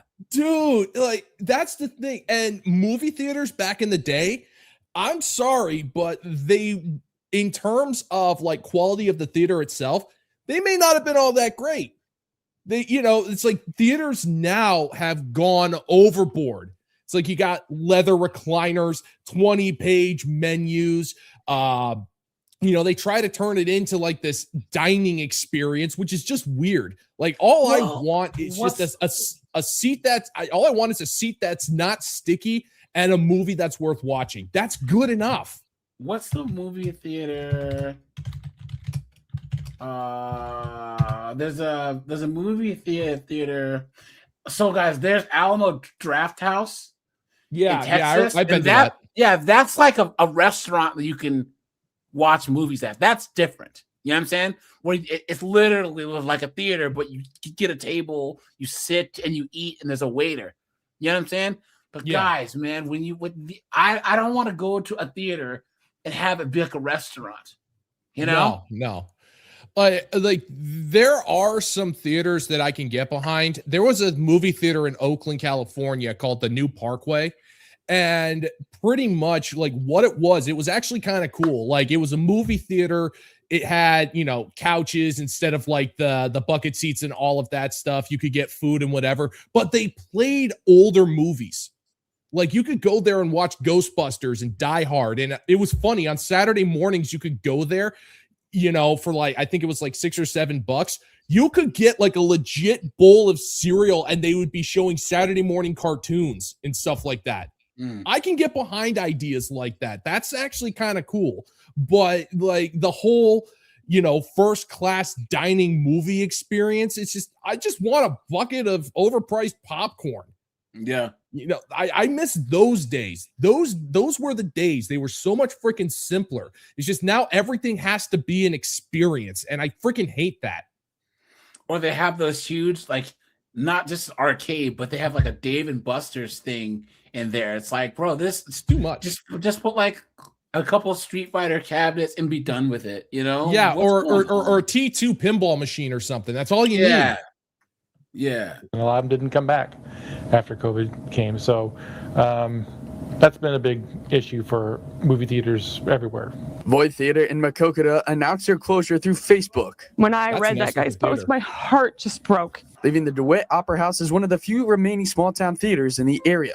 They're open because of the help of a nonprofit organization, the DeWitt Theater Company. And if we didn't have the theater company to back us and step in and help us, that would have been our post. The nonprofit owns the theater after it was rebuilt in the 1980s. They try to keep it open for the benefit of the community. Affordable admission prices, affordable concessions, and people can bring their families for a very small amount compared to other theaters. Their ability to use grants and fundraise has kept the Opera House operating, even as they continue to lose income. But movie companies, when we report our ticket sales, used to take like 35% of our ticket sales. Now they're taking 65%. And they have the cost of running out of an older building. We have $130,000 to fix the roof. We had to buy a projector. We had all these things cost money. Expenses that usually cause a theater to close their doors. But through the DeWitt Theater Company, the Opera House screen is still showing the latest movies. It certainly is a blueprint, but I think DeWitt's an unusual community as well, which answers the call every time we put it out that we have some need. Joel Keller, our Quad Cities News. So, AJ, here's a question for you. Let's say you just had an old school movie theater like that, and it was showing movies like Die Hard. Would you go? Yeah, of course. I feel like if you were to show like old movies like Raiders of the Lost Ark, Die Hard, Ghostbusters, I have a feeling more people would be inclined to go because, yeah, you may have seen the movie, but I never got to see Die Hard on the big screen. Yeah, me neither. You know, and I feel, I got to see Ghostbusters, the original Ghostbusters. They did a re-release before the 2016 one. Dude, it was a good time. But because people aren't going to movies anymore because movies suck now. They freaking suck. Yeah, they're not good. They're not good at all. You know, it really is sad. I went over the Oscar nominees from 1979 all the way to like 2009, and all of them were like the. All right. Well, the Oscars are not a symbol of quality. The Academy is just a bunch. They used to be, though. They used to be in 1999. Look at the nominations for Best Film. Hold on. Best Film nominees, 1999. I guarantee you that you've seen the majority of these films. Let's see.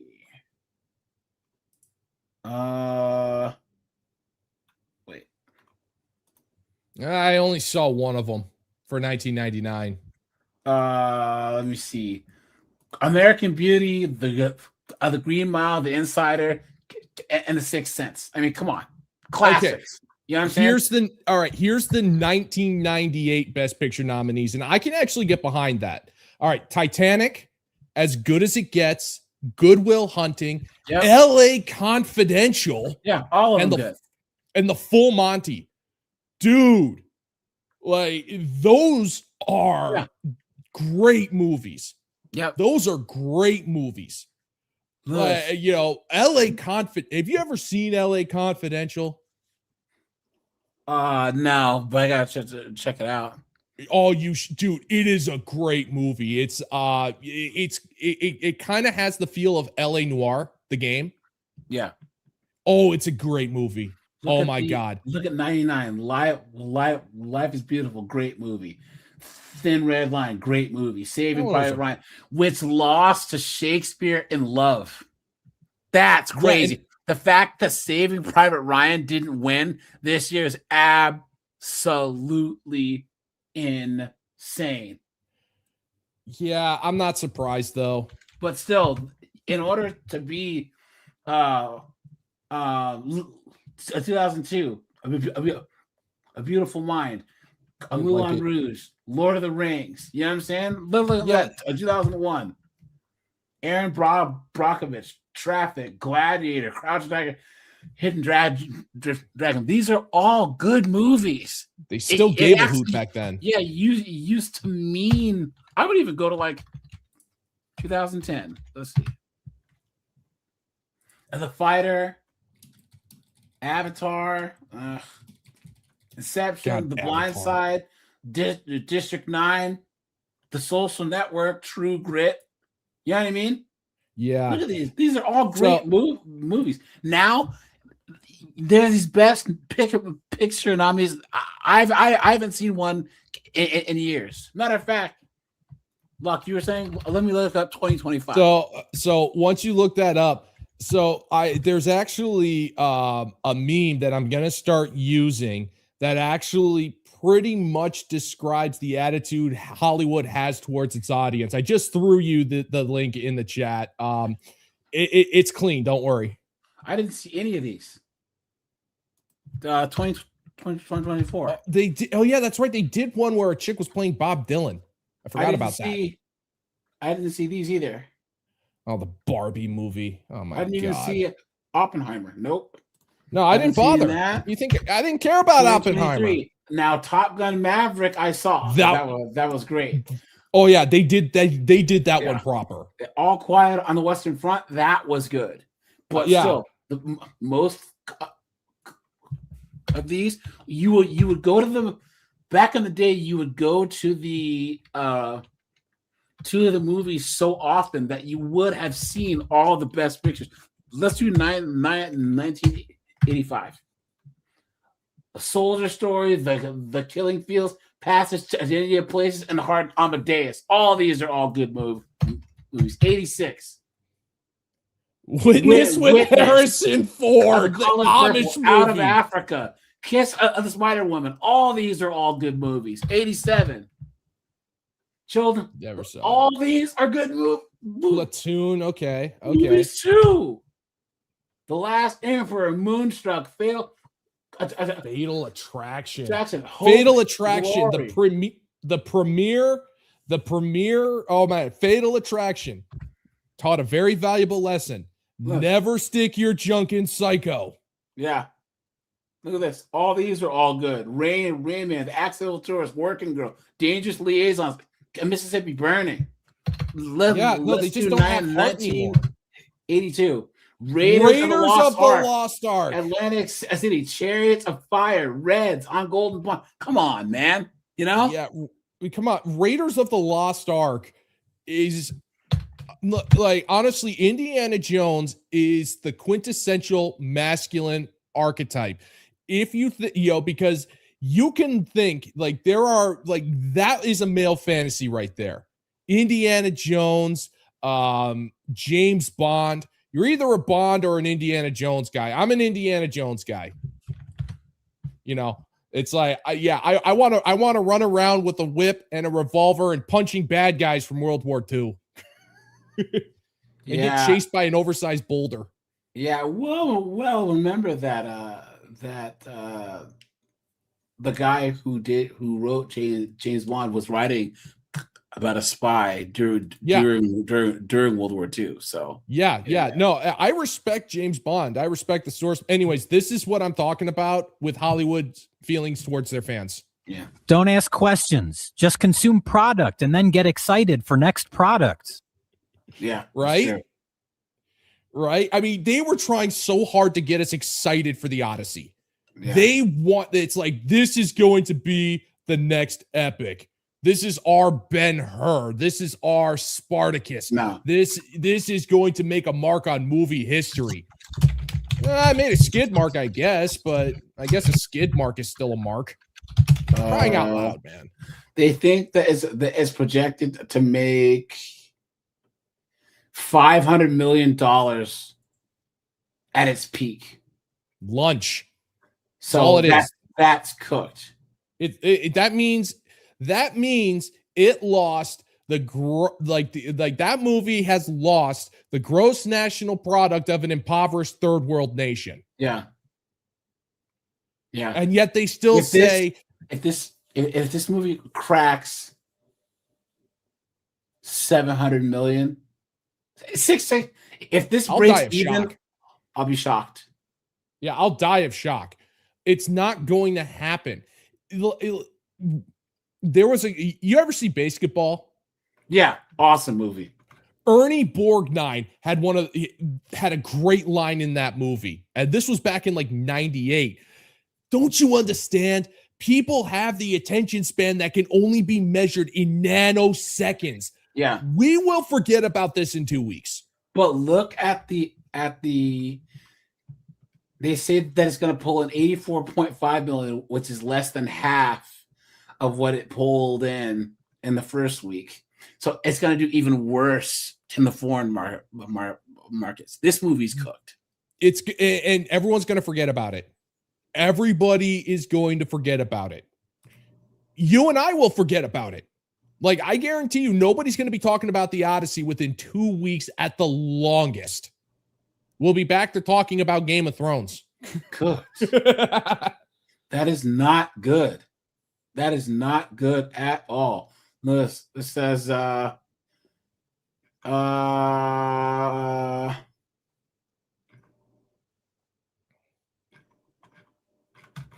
do you say? Especially to have another big turnout. It's projected to make 84 million. That's billion, but with an M. Let's see. Like, that's like, movies aren't worth talking about anymore. And Spider-Man's gonna come out too. So they said that it's gonna make $400 million, and then Spider-Man's gonna kick it right. and the balls. Curb stomping is what it's going to do. And it's gonna make $1 billion, please. And then here's the thing: who's gonna like go see it? Guys, movies make a lot of money because people go see them multiple times. Who's gonna go to IMAX more than once? Nobody. Like there are very few movies that I have gone to the theater to see multiple times. I saw Anchorman in the theater multiple times. Austin Powers. The last time I did that was, I want to say, God, what? You ever see the movie Machete with Danny Trejo? Yeah. When was that movie released? I want to say 2012. Yes, 2010. Yes. Yeah. I saw that movie 2 or 3 times. I was laughing my freaking head off watching that movie. That was the last time I've gone to a theater to see a movie multiple times. After that, like the last time I went to a theater to see a movie, I'm ashamed to admit it, but I did it for the fans, was The Marvels. I watched it because I needed to see how horrible it was. I did a review on it, actually. The review did poorly. I saw Top Gun Maverick 3 times in the theater because it was so good. It's a good movie. The Odyssey sales towards box office history. What are you talking about? Guys, this is so much cope. This is so much cope, dude. It's propaganda. That's all it is. It's Time Magazine. They haven't been relevant since 1982. Look at that. Yeah, no, I'm not surprised. I am not surprised at all. Like, this is par for the course when it comes to movies nowadays. If you've got guys like Matt Damon fronting it, and Matt Damon promoting it, there is a look at this. Whoa. So the Odyssey may be on track to clear the $1 billion mark by the end of August. There's no way. There's no way. Double hockey sticks. There's no way. No, there is no way that it's going to clear $1 billion. It's like, what was it? You already said second week, 84 million. Yeah. There's that drop off. And guys, in August, it's a week away. That means that your movie needs to clear like what, $600 million in 4 days. I mean, I'm not a math expert or anything like that, but that doesn't really seem plausible. Guys, Spider-Man's coming out next weekend. Oh yeah, no, that's going to do well. Spider-Man, more often than not, is typically a safe bet for profitability. Yeah, $1 billion, easy. Oh yeah, no, easy. I'd bet a penny on that. Yeah, absolutely. No, and Spider-Man, there's only 2 real superhero IPs that I can think of right now, and correct me if I'm wrong, that are typically safe bets for profitability, and that is Spider-Man and Batman. Yeah. Those usually are safe bets for if you want a movie to make money. Spider-Man and Batman are usually your best bets. Yeah. And guys, they are making the Batman too. And I am glad that they kept that series going since James Gunn's gonna get the boot, because you guys remember he was gonna be he was gonna try and have his own Batman going on at the same time as Pattinson. So yeah, and honestly, I'm intrigued. I'm not gonna lie. Like Colin Farrell as the Penguin, dude. I looked at that and I went, you know what? That like I'm all for ideas like that. I'm you watch the show? Yeah. I really like Colin Farrell as the Penguin. He did an awesome job. I liked what he did. Yeah, there is fantastic. Oh yeah, it's great. Yeah. It's great. And there's plenty that you can do with that. And Batman is significantly more relatable, in my opinion. And I think that's why it works. Have you seen a Clayface trailer? I haven't. No. Oh, that looks good too, though. It's in the I've heard of it. Pattinson universe. but it's coming out for Halloween. It's like a body horror movie. It looks good, man. It looks Okay. really, really good. Okay. Oh. Yeah, it's just I don't know, man. Personally, it kind of sucks to say, but the era of movies is going the way of the dodo. Yeah. It just is. It's no longer an experience. It's just it sucks too. It sucks. Video games and movies, man. What happened? What the hell happened? It sucks. Well, guys, this is what I said about D&D, right? Guys, I haven't even looked at a new edition of Dungeons and Dragons in what, 15 years?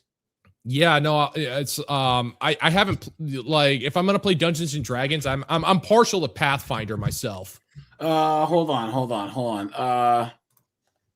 Mr. Milktoast says by the time that the next Batman movie comes out, it'll be nearly a decade since the last one. What are you talking about? Dude, a Batman came out in 2022.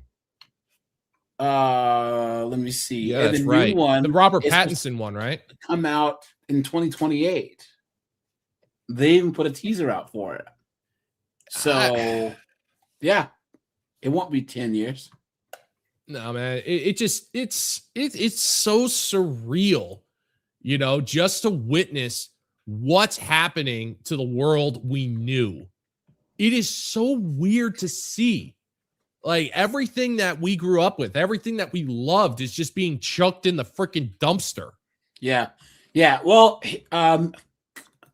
Mr. Milton, 6 years is a long time if they do it right. Because, guys, do you remember our favorite bands back in the day? They used to take like 3, 4, 5 years between albums.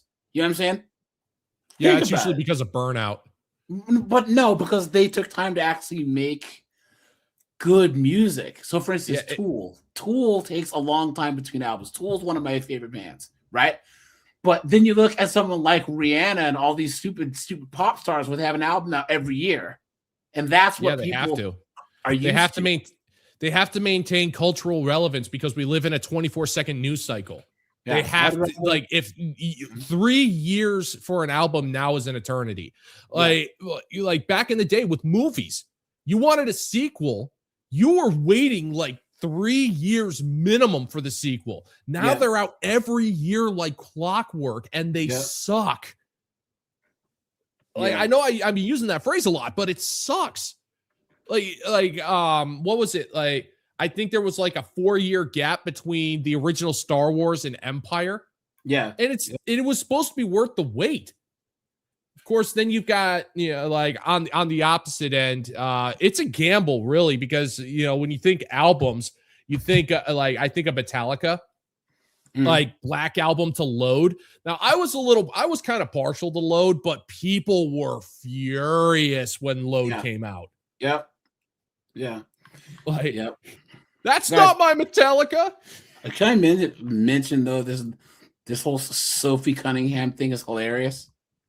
She's pissing off every single woke moron, all these racist B-dubs, all these lesbians that can't stand the fact that she is a somewhat attractive, conservative, white basketball player that's actually good basketball. Oh, it's so good.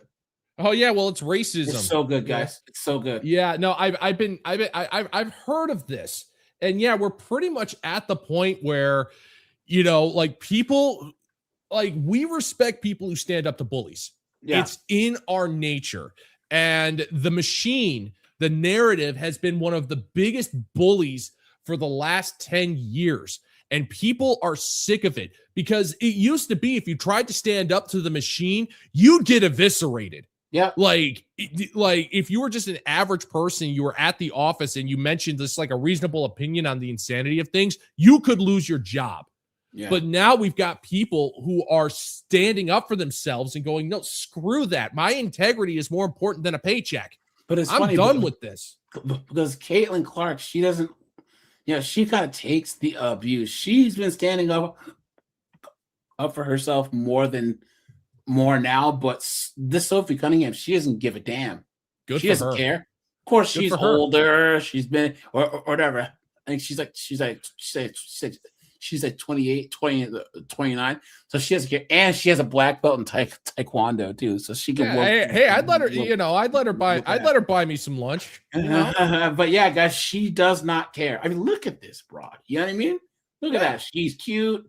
She doesn't care. Hey, I might let her buy me some dinner, The wokey woke's worst nightmare. And then she got up and did the ring girl thing at the UFC thing, and all these B-dubs were pissed. She needs to actually talk about how black women made the league. Please. Hey, AJ, they was kings.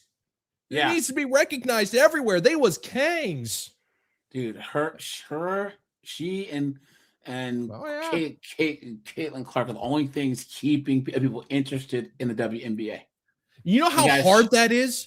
Do you realize how hard it is to make people interested in the WNBA? Yeah. You remember the Family Guy? There was a Family Guy cutaway joke that made fun of it. Like it's like, yeah, with that kind of talent is what commands her $6,000 a year. But you really have to wonder, is that really worth being that unattractive? But yeah, guys. Nobody go ahead. Oh no, I just think that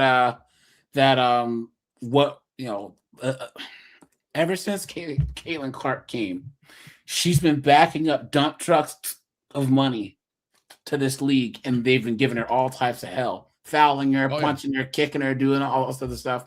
What happens if Cunningham and Caitlin Clark leave?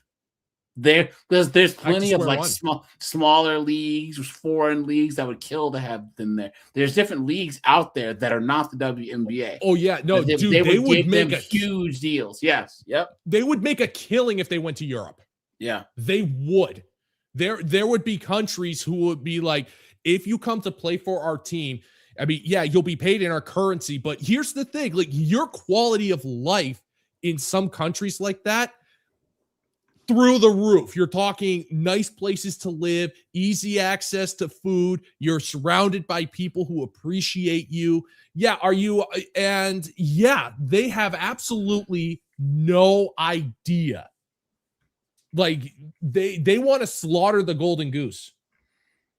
And there are countries out there who will embrace that golden goose and use it for all it's worth. It just doesn't make any sense, guys. It just doesn't. It's not supposed to make sense. No, I don't. Girls like this put more eyes on the sport, which means more money for everyone. But and it's blatant. Guys, put a 1 if you agree. It's clear, unmitigated racism. It's serious. It's a bunch of dunderheaded, dude-looking B-dubs that don't like the fact that there's white girls. Guys, my sister, you guys remember on what was it?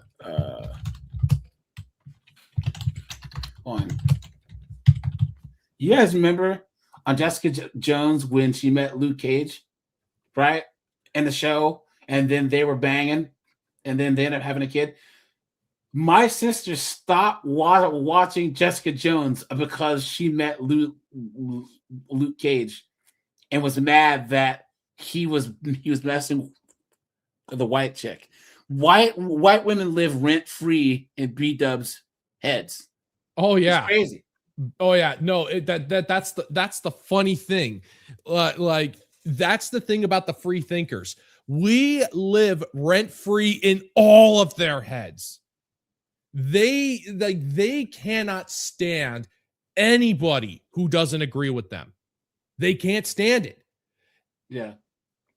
It just, oh God, the world is backwards. Daredevil was pretty fun though. Yeah.